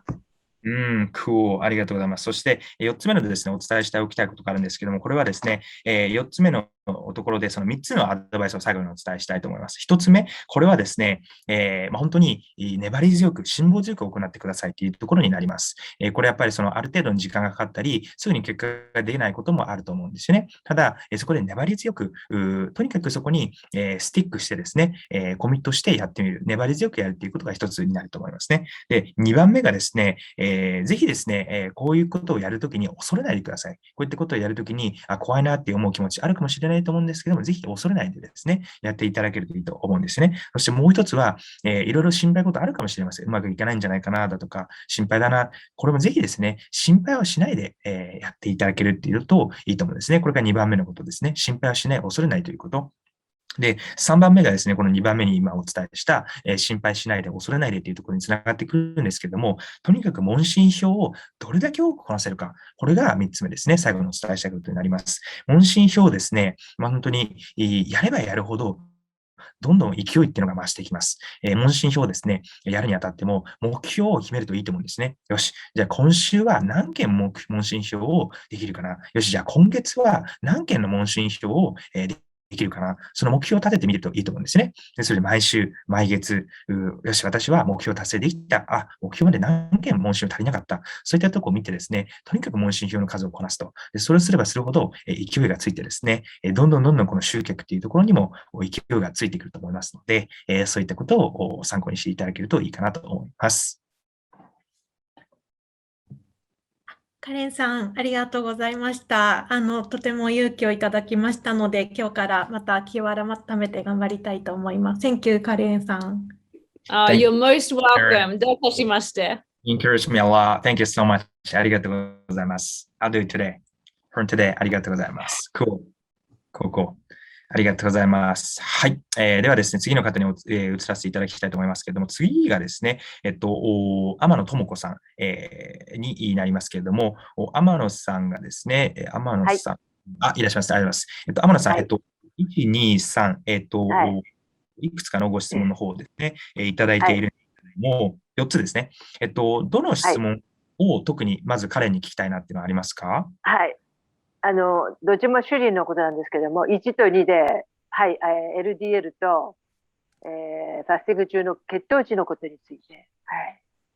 わかりました。お願いいたします。はい。So Karen, so the next question is about my husband. Yes. Right. So so I have 4 questions, but I want to ask you the most. So number 1 and 2 questions which are about the LDL, cholesterol, and also blood sugar level while fasting. Yeah. Okay. So you're right to look at the ratio more so than just his cholesterol numbers. And his ratio actually looks pretty good. It would so then what I would do is look at him clinically. Like, is he does he have any other factors that could be that could lead you to think that cholesterol is a cause of concern? Like, is he overweight? Is he has he got no energy?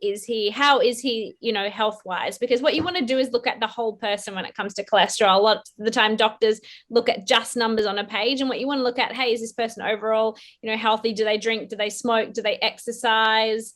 Are they getting healthy food? Sounds like he is.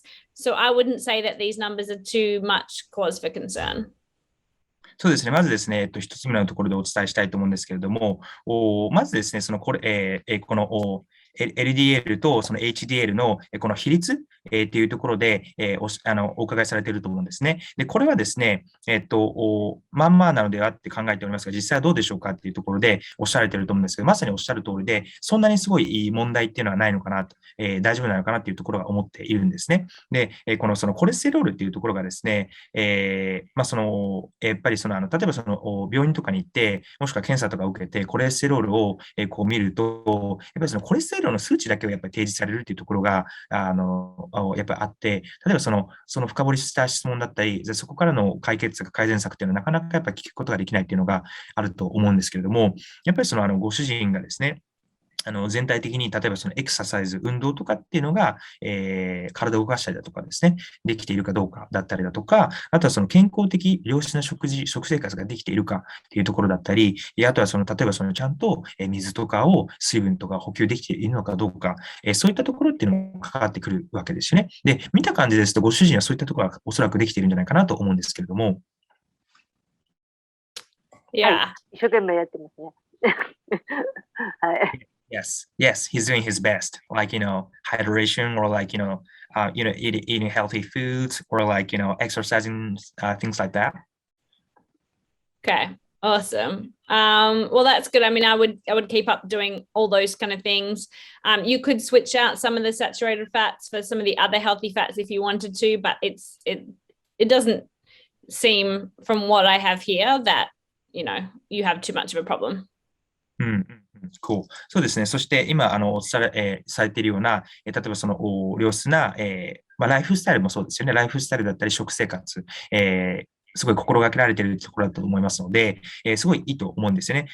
ぜひ今されていることっていうのは、され続けるといいと思うんですね。で、それに対して、例えばご質問でされているような、飽和脂肪酸っていうのは控えめに取った方がいいでしょうかっていうところがあったと思うんですけれども、これに関しても特に飽和脂肪酸に関してもすごい控えた方がいいかっていうところとか、今質問の方を見させていただいていると特に問題っていうのは感じないですね。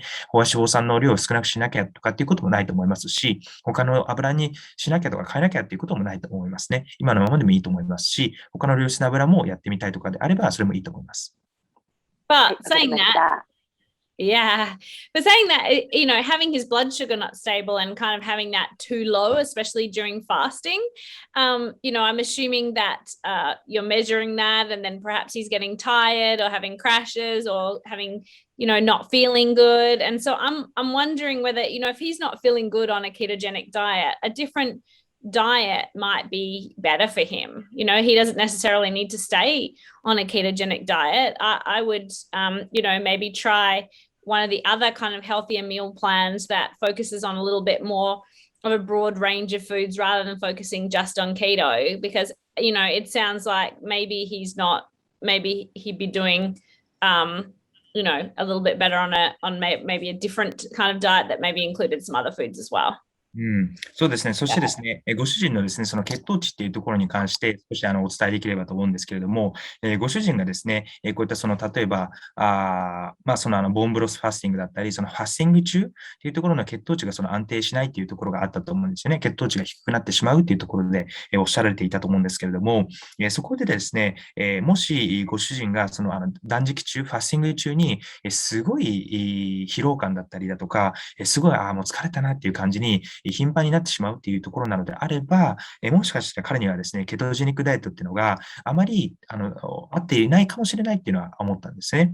なので、もしそうであれば、他の食生活、他の食事プランっていうものも、試してみてもいいのかなというふうに思います。もちろん、そのイートレインボーですよね。なるべくそのいろいろな色、いろいろなそのカラフルなものを取り入れるっていうことはもちろん大事になりますけれども、いろんなものを食べるっていうところですね。ただ、必ずしもケトジェニックだけというか、ケトジェニックにこだわるというよりも、ケトジェニック食事プランの中には含まれていないような、他の健康的な食べ物を含むような食事プランっていうものも、ご主人のために試してみて、そこから血糖値の安定とかどうか、疲労感とかが大丈夫かどうか、そういったところも試してみるといいのではないかなと思いました。はい、ありがとうございます。それで、大体、ファスティングを始める前から、忙しくて疲れてるんですけども、そういう時はあまりしない方がよろしいんですか？それはファスティングを例えば、もう結構日常的にっていうところですかね。ファスティングする前から結構忙しくて疲れることが多いみたいな感じですかね。たまたま一月に一遍3日間とかやっていたんですけども、その前ぐらいがいつも忙しいことにぶつかっていたことは多いんですね。はい。なるほどですね。わかりました。ありがとうございます。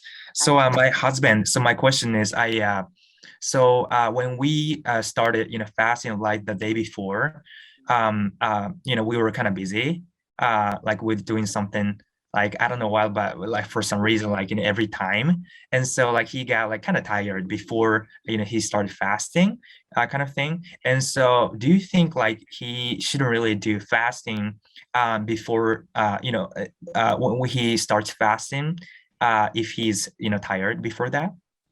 Well, maybe fasting is a stress on your body. So people who are already stressed, if you have a lot of other stresses, then perhaps fasting isn't the best for you at that time. It's like, women at that time of the month, each month on their cycle should probably cycle in and out of ketosis. Don't stay on a ketogenic diet or stay fasting necessarily. That's not a time you want to bring it back down to kind of like 12 hours or less, because you've already got these other stresses on your body. So if he is, tired from being really busy or stressed out, then perhaps that isn't always the best time to fast. So do you think he should maybe like reduce the amount of like how long he fasts? Like, if he does like, 16-hour fast, then maybe like he reduces like into like 12 or like 13 or 14 or things like that? Yeah, I think a 12-hour fast is pretty easy anyone should be able to do that. You could totally do that, but maybe that might be better than just a full bone broth all day fast for him. Right. Because although like, there's benefits and you do feel a bit, so let's say you are doing fasting, you can still get the benefits of it, even though you might not feel amazing at the time. If you're constantly feeling bad, like if this is kind of an ongoing issue for him, then something means it's not right. You need to be able to look into your body and be like, oh, hey, maybe I need to deal with some of those other stresses first. Maybe I need a different kind of meal plan that's got more, organic whole foods all throughout the day. We're adding in lots of fiber and nutrients. Those kind of things might, like a more nourishing plan might be better for where he's at right now. Cool. ありがとうございます。そうですね。今、天野さんがおっしゃられたように、これまでファスティングを始められる前に、大体今ちょっと忙しいとかで、疲れている状態っていうところでファスティングを始められることが多かったというところだったと思うんですけれども、そうですね。まさにおっしゃる通りで、やっぱりファスティングを始める前っていうのは、すでに疲れていたり、ストレスを抱えてしまっているっていう状態の時は、ファスティングの時間とかを調整するとか、もしくはファスティングをそもそもそんなにお勧めをしない方がいいのかもしれないというところがあります。というのが、ファスティングをすること自体、実は体にストレスのかかることにはなるわけなんですね、ある種の。で、例えばストレスをすでにもう抱えてしまっている。例えば仕事なのか、忙しいなのかで、ストレスをかかっているところで、ファスティングも、で、さらにストレスをかけちゃうよってすると、やっぱりもっと二重のストレスになっちゃうっていうところがあるわけなんですね。もちろんファスティングには素晴らしいメリットもありますので、やっぱり体力があったりだとか、ストレスがないとき、やっぱりすごいおすすめだというところがあるんですけれども、すごいストレス、やる前からストレスを抱えていて、もしくはすごいもう、イライラしたりとか疲れているっていうときに、さらにファスティングを結構重度な、重いファスティングやろうっていうのは結構、ストレス過多になっちゃうかもしれないっていうところがありますので、例えば女性が分かりやすい例だと思うんですよね。女性が例えばその生理の周期の時には、すごいストレスっていうのは体にかかると思うんですね。なので、そういった時には女性においても、やっぱりファスティングっていうものが、例えば普段から16時間とかのファスティングをしてるんであれば、12時間ぐらいに時間を下げるっていうこととかはすごい効果的だと思うんですね。で、あとは例えば、ケトジェニックダイエットとかをして、ケトン体っていうのはすごい上がって、ケトーシスの状態に入るっていうところをすると、やっぱりすごいメリットっていうのもあると思うんですけれども、やっぱりその常にケトーシス状態っていうとあまり良くないっていうところがやっぱあって、ケトーシスに入って、でもケトーシスから抜けて、入って抜けてっていうのを、こう繰り返すっていうぐらいのイメージでいいと思うんですね。常にケトーシスっていうのも疲れちゃうと思いますので、なのでそこにあんまりこだわる必要はないと思います。なので、例えば女性の生理の周期があるときとかは、16時間とか12時間とか。で、これはそのお話を聞いた感じですと、ご主人にも同じようなことが言えると思うんですね。ファスティングをするときにもちろんメリットあると思うんです。メリットあると思うんですけれども、ファスティングをする前の状態を見て、もう、俺もう疲れてんだよ、もう今、もうすでにとか、もうすごいもうイライラしてんだよとか、ストレス感じてるんだよっていうときは、そこから16時間、もしくは24時間、フルで断食をしようっていうのであれば、例えば12時間とかに、留めておくっていうのでいいと思うんですね。12時間であれば誰でもできるレベルだと思いますので、そういったところでも、で、先ほどあったような、ケトジェニックダイエット以外の食生活、食事法、例えばそのより食物繊維だったりだとか、他の様々なその栄養素とかを含んだ食事プラン、栄養プランとかっていうのでやってみると、すごいいいのかもしれないなと思いました。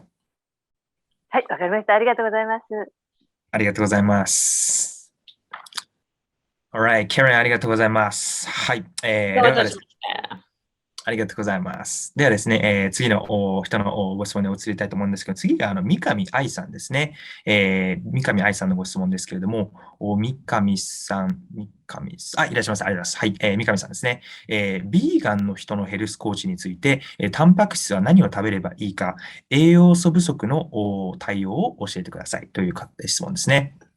Alright, the question about vegan. Yeah, all right. So, what kinds of food? Yeah, you do. I mean, one of the things that you need to be aware of on a vegan diet is obviously getting enough protein. So you can use plant-based protein foods, protein powders as well. You can get vegan protein powders that use things like pea protein or hemp protein or brown rice protein can be good. You can also as long as you're getting organic or good qualities, you can use tofu, tempeh, like soy-based protein foods as well, depending on the person. So, finding some really good vegan recipes and talking to them about how to get a wide range of foods is going to be really important for working with people on a vegan diet, because one of the things that happens a lot is they end up really eating a lot of carbohydrates. Like a lot of the time, it ends up being a lot of vegan processed foods or carbohydrates that ends up being, you can do a really healthy vegan diet or a really unhealthy vegan diet. So really focusing on whole foods and getting those proteins and healthy fats in too. ありがとうございます。So, Karen, I think you said for an example, but when you were talking about protein, like in a plant-based protein, you said pea protein, and I think you threw like maybe two other. What were they? Sorry, I forgot. No, that's okay. Example, but I think a lot of the protein powders are either pea protein, brown rice protein. You can get hemp. If you guys can get hemp protein, we get hemp protein powder here. That's another good plant-based. Yeah, we can have two. Yeah. Cool. Or cool. you can get combos of this. I've actually got one that's like pea, brown rice, and cranberry protein. I didn't even know cranberries had protein, to be honest, but it's in this protein powder. Cool. Okay. Yeah. Okay. ありがとうございます。そうですね。すごい、これも大きな問題の一つだと思うんですよね。特にそのビーガンの方で、やっぱりそのビーガンっていうところでなるべく、やっぱりその野菜だったりだとか、本当にその植物性の食品っていうのは中心になっているところが、あると思うんですよね。そういった方でやっぱ、起きる問題っていうのは、タンパク質をちゃんと取れているかどうか、タンパク質が不足してないか、まさにおっしゃる質問の通りだと思うんですね。で、まず一つとしてやっぱりお勧めできるのが、プロテインパウダーっていうのがありますね。プロテインパウダーっていうものを、そのスムージーとか、いろいろ入れて、コーヒーとかでもいいと思うんですけど、飲むっていうことができると思うんですけど、例えばそのプロテインパウダーで、例えばそのピープロテイン、その豆から来るプロテインですね。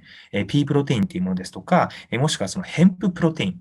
ヘンプなので、日本だと、朝ですかね。朝ですね。だと思うんですね。その、カタカナでヘンプって書いてるから、もうあると思うんですけど、ヘンププロテインだったりだとか、あとは、本当にブラウンライスですね。玄米から来るそのプロテインパウダーとか、日本でもそのあるかどうかわかりませんけれども、そういったのもあれば、そちらのものすべて植物性から来ているそのタンパク質になりますので、不足しているタンパク質を補うためのものとしては効果的だと思うんですね。で、オーストラリアでちょっと面白いのであるのが、その玄米と、あとそのヘンプ、朝と、あとクランベリーをミックスした、プロテインパウダーっていうのがあるらしいんですね。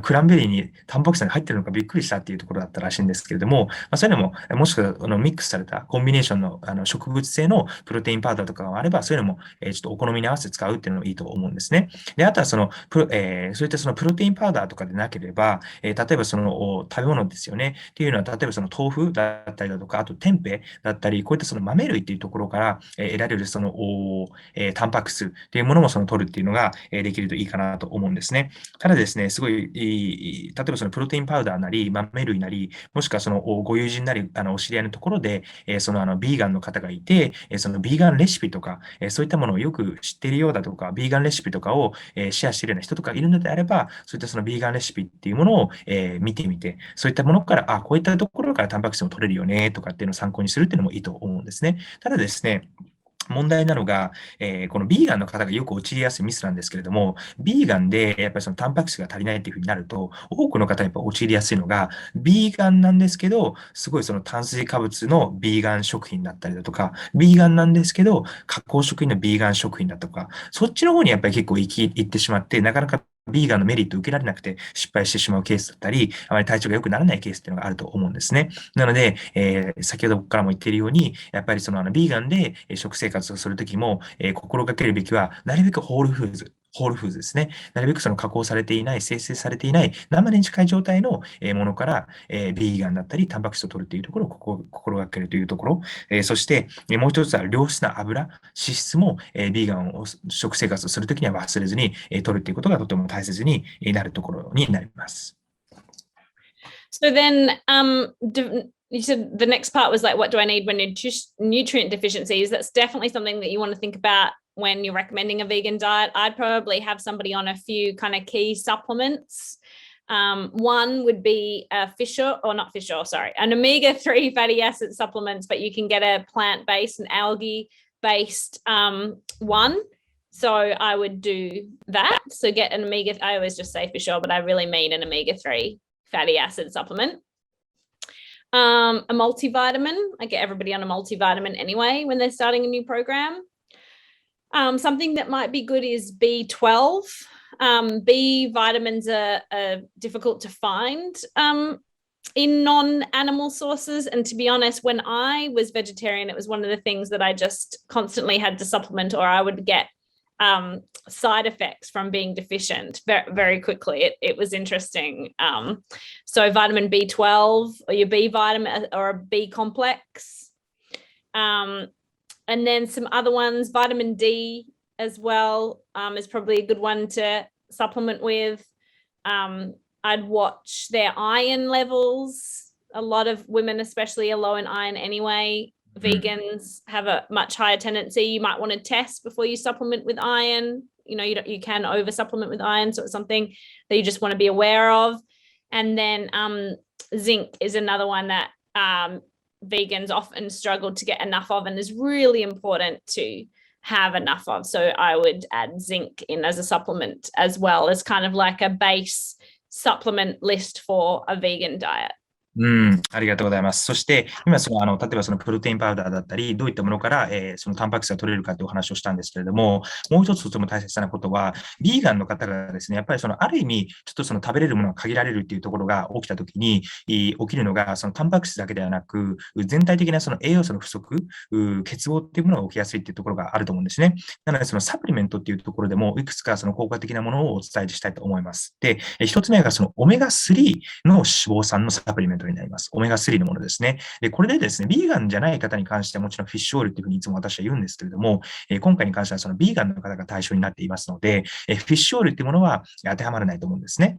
なので、例えば海に浮かぶその海藻とか藻っていうものがあると思うんですね。海藻だったり藻っていうものがあると思うんですけれども、そこから実はそのオメガ3の脂肪酸っていうのは取ることができるんですね。なので、その藻だったり海藻っていうものをから取れている、もしくはそのプラントベース、植物性をベースとしたオメガ3の脂肪酸っていうものが一つのサプリメントとしてお勧めができるというところがあります。で、二つ目がですね、ビタミン、ごめんなさい、マルチビタミンですね。マルチビタミンというものを結合しやすいところがあると思います。で、これビーガンの方に関わらず、VHC の中でいつも私たちが言っているところの基本的なところだと思うんですね。マルチビタミン、ビタミンミネラルっていうのはやっぱ不足しやすいところだと思いますので、マルチビタミンというものをもう一つ目にお勧めをしています。で、その中でもそのビタミン B 群ですね。特にそのビタミン B12 ですね。ビタミン B の12、ビタミン B、ビタミン B 群、ビタミン B12、このあたりっていうのがすごい、ビーガンの人には、欠乏しやすいところの一つになります。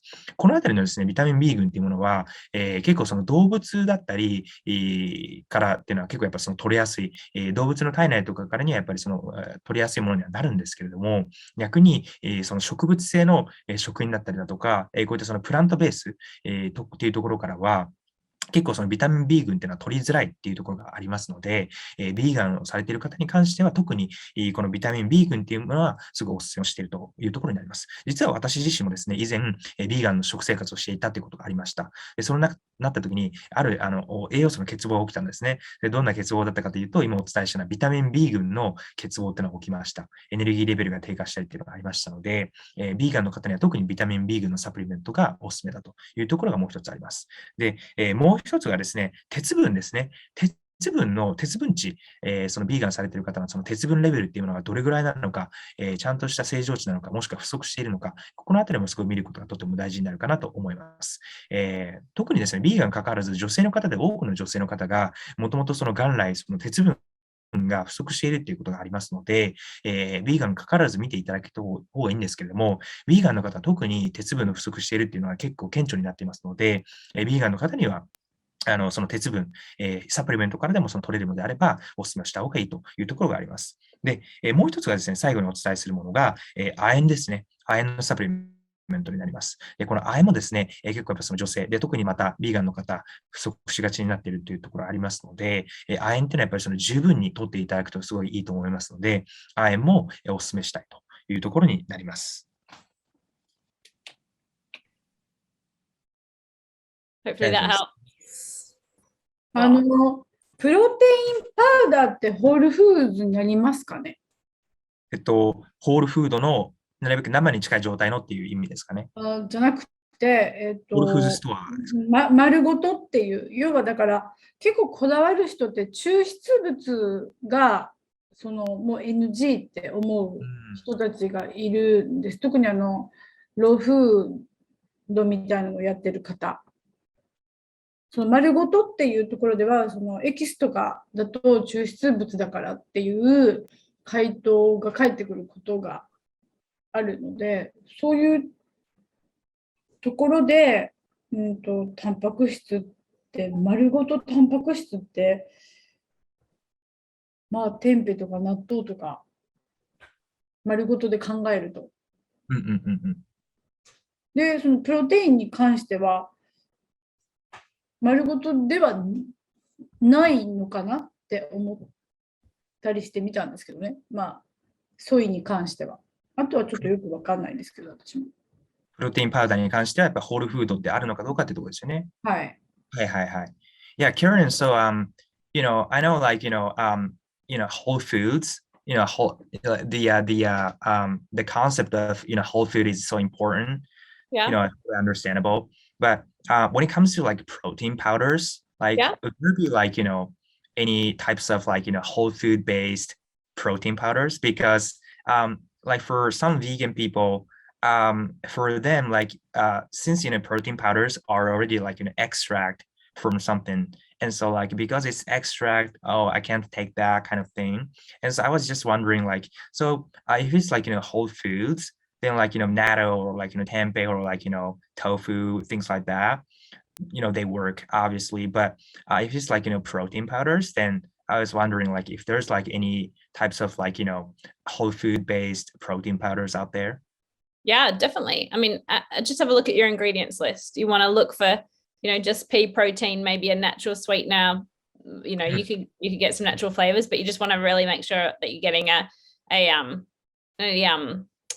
like a good ingredient list. And then, I mean, depending on what you count as whole foods, I mean, they're made from peas or made from, hemp. Just don't get one with all the added nasties. いや、ありがとうございます。そうですね。ホールフードベースのものっていうもので、その人の受け取り方によるかもしれないところがあると思うんですけれども、まず、ホールフードに近い状態というところですよね。っていうところで、っていうところで言うと、まずその成分表示っていうところ、使われている材料のリストを見るっていうところも一つだと思うんですけど、例えばその P プロテイン、豆から来ているプロテインなのか、もしくは、ヘンププロテイン、朝から来ているものかとかあると思うんですけれども、そこを見たときに、そのプロテインをもちろんがベースになっているというか、まずそうなんですよね。もちろん粉末状にしてるっていうところにあるんですけど、でもその下に例えば天然である人工であるその甘味料が使われているとか、何々量が使われているとかってやっぱあるじゃないですか。ってなると、それってある意味もうホールフードではないんですね。ホールフードのコンセプトで言うと。ただ逆に、本当に例えばその豆とか、もしくは、そういったその朝だけってことは多分ないと思うんですけれども、そのリストを見て、やっぱりこれは本当になるべく生に近い状態だよねっていうところであれば、そこってのはやっぱりホールフードに近い状態のプロテインパウダーになるというところなんですよね。なので、そこをちょっと一つの指針として選んでいけるといいかなと思います。もちろんちょっと、これ明らかにも不健康な材料だよねっていうのはやっぱり避けるべきですね。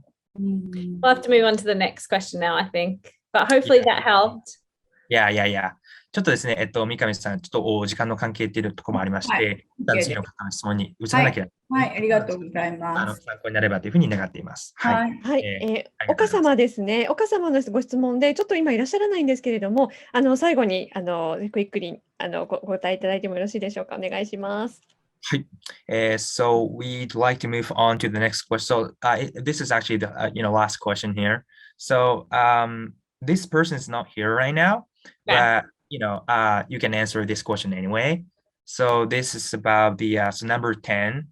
Okay. Just answer so them. COVID-19. Yes. Okay. So yeah, real quick. Let me read it real quick in Japanese. 今の職場にですね、昨年度 G を伝えたところ、強く遺留されて退職できず、仕事との両立に苦労していました。かなり事態は好転して、時間的余裕ができつつあります。しかし、COVID-19、コロナウイルスですよね、次第で、過重負担も予想されるため、彼はどのように多重課題を進めたのか、アドバイスをお願いします。Yeah. Okay. Multiple tasks at the same time. I think we can all relate to that. So firstly, if you can, will this person have the whole recording? Because definitely the things I was talking about, time management. So manage energy, not time, batch tasks, write down all the tasks and really eliminate the ones that aren't income producing and plan the day before. All those that we talked about for that last question also are going to be really important for this person. Cool. ありがとうございます。そうですね。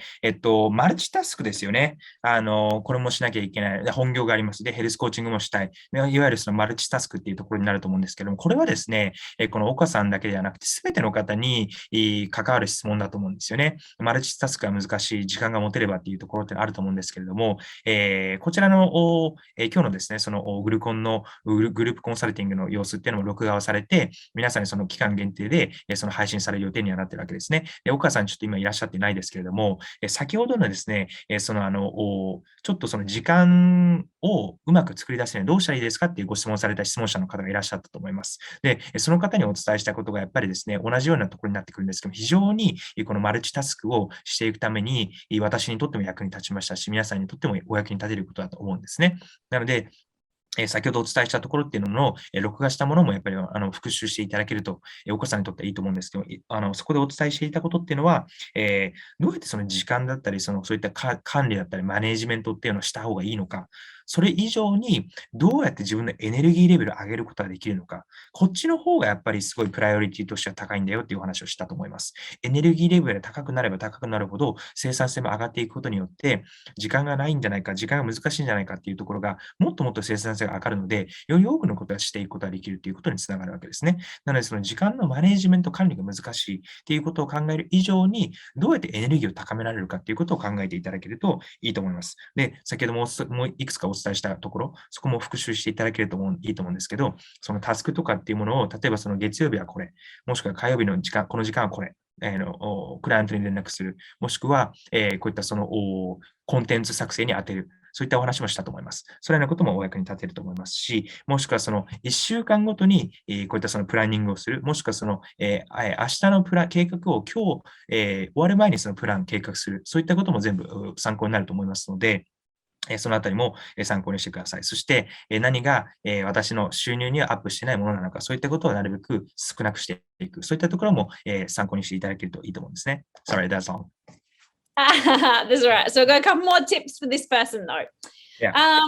So when you know this, if you especially have lots of competing priorities, really knowing where you spend your time, so doing that activity we talked about, be really important. And then you want to break out those things into like income generating activities that you want to do, tasks that perhaps you can just take off your list altogether, and then ones that you can outsource.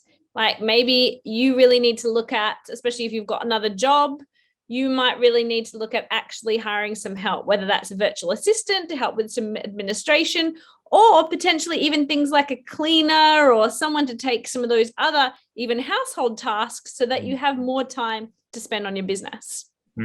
そうですね。そしてですね、もう一つその岡さんに関しては、その本業がありつつ、ヘルスコーチングをっていうところで、ちょっとお伝えできればと思うのはですね、まず、収入源となっているところですよね。収入源となるような活動、っていうところに関しては、やっぱりそれっていうのは、そのご自身の中においては、そのプライオリティの中でやっぱり高いものだと思うんですよね。だから本業もそうかもしれませんですし、ヘルスコーチングの方でクライアントを獲得をすることができていて、そこからも収入を得ることができている。この収入のプラスになっている部分っていうのは、ご自身のそのプランニングをするときの中でも、優先順位は高めるべきだと思うんですね。でそこは岡さん自身が、力を入れてやっていただけるといいと思うんですね。で、先ほどお伝えしたようなところで、自分じゃなくてもできるよねっていうところだったり、そういったタスクっていうのはあると思います。で、そういったところに関してはどうやってそれをアウトソースできるのか。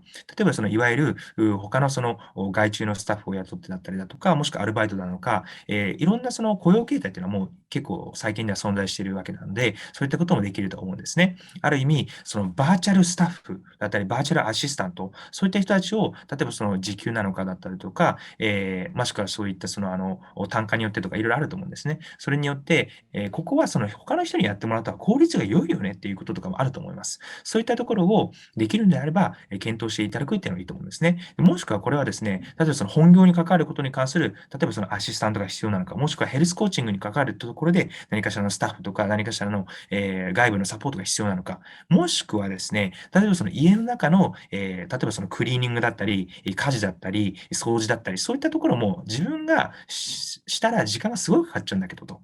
で、これは他の人にお金を払ってお願いした方がもっと効率がいいよねっていうこととかあれば、それも検討するっていうのもいいと思うんですね。And just another thing that really helped me when I had lots of things on the go was I teamed up with another health coach to create programs. So that's something else. If you're really short on time, you've got lots of different priorities, you could team up with another health coach and make a program together, because then you're just doing half the work to create the content. You team up. It made me be able to create some programs a lot faster than I would have by myself.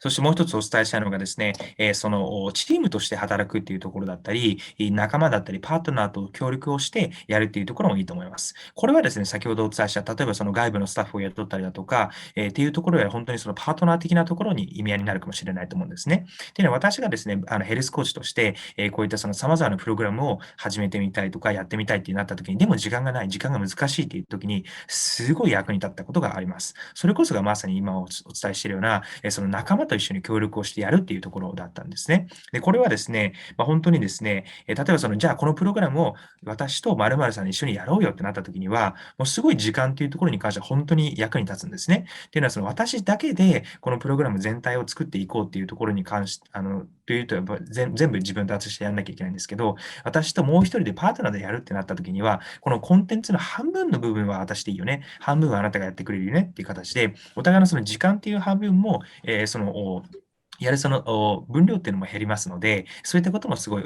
参考になるんじゃないかなと思います。Awesome. Well, that I think is our time. I really hope that that was helpful. I know it moves really fast, and I do acknowledge that we are 8 minutes over. So I really appreciate you guys staying a little bit later so we could finish that last question.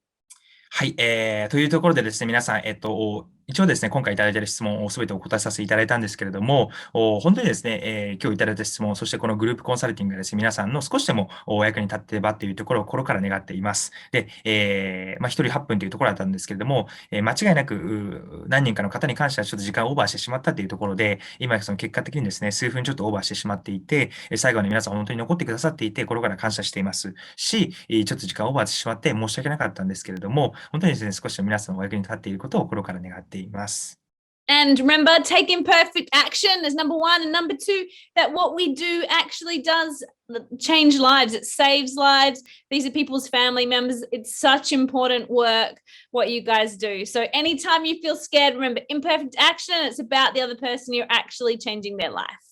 そうですね。そして最後に皆さんにお伝えしたいことはあります。2つあるんですけど、1つ目、これはですね、インパーフェクトアクションなわけですよね。いつもお伝えしてますけれども、本当にですね、この不完全な行動、完璧ではなくても、究極で、完全ではなくても、まずはですね、不完全になっても行動するということがとても大切だというところがあるわけですね。皆さんがその行動をするときに、ちょっとその気が乗らないとき、不安なときあるかもしれません。でも、完璧ではなくてもいいからと、不完全になってもいいから、まずは、この不完全な行動を取ることがとても大切だというところを忘れないでください。そして2番目、これは何なのかというと、皆さんは本当にヘルスコーチとして世界を変えている人たちだということを忘れないでください。本当に皆さんがですね、この伝えているこのメッセージというのは人々の人生の真の意味で、こういったその健康だったり人生っていうものを変えるメッセージになっているわけですよね。なので、ぜひですね、そういったことを理解して、本当に世に出てですね、本当にこのメッセージを一人でも多くの方にお伝えすることによって、一人でも多くの人の世界の変える働きっていうのをしていただけるといいと思うんですね。インパーフェクトアクション、不完全な行動を取ること。そして、もしそういった時に行き詰まってしまった時は、ぜひ2つ目のことを思い出してください。あなた、私がやっていることは世界を変えているんだと。人々の健康や人生を変えているんだということをよく理解してですね、行動していただけるといいかなと思います。All right, I'm going to have dinner. You guys all make sure you get a good night's sleep, and I'll see you next time. Bye, guys. では私はですね、これからその晩ご飯、ディナーを食べたいと思いますので、皆さんもいい睡眠をとってくださいね。次回またお会いしましょう。本当に皆さん今日はありがとうございました。ありがとうございます。ありがとうございます。Good night, guys. Thank you, Karen. Bye. ありがとうございました。はい、それでは皆さん、今日ですね、本当にタイトな時間の中で一生懸命、木原さんも、彼も皆さんの、ご質問にですね、向き合って回答してくださいました。で、そこで皆さんにはですね、今日学んだことを、ぜひ、また明日までにですね、またグループチャットのワークの方に、投稿していただきたいと思います。そして今からですね、また、アンケートを、お配りします。リンクと、それから QR コードの方をお見せしますので、こちらの方に、入っていただきまして、この後終わりましたらば、こちらの方もご回答お願いしたいと思います。はい、皆さん、では、はい、こちらですね。では、お入りいただいて、お入りいただいたところで今日はね、終了とさせていただきたいと思います。大丈夫でしょうか？リンクはゲットできましたでしょうか？よろしいでしょうか？はい、それでは今日はですね、本当にちょっとね、時間オーバーしてしまって本当に申し訳なかったんですが、はい、皆さんのお役に立てた、グループコンサルであったことを願います。ではまた、グループ、チャットワークの方でもですね、皆さんのご成長を、もうみんな見守っておりますので、どんどん、ご投稿してください。どうぞよろしくお願いします。では今後ともどうぞよろしくお願いいたします。本日はどうもありがとうございました。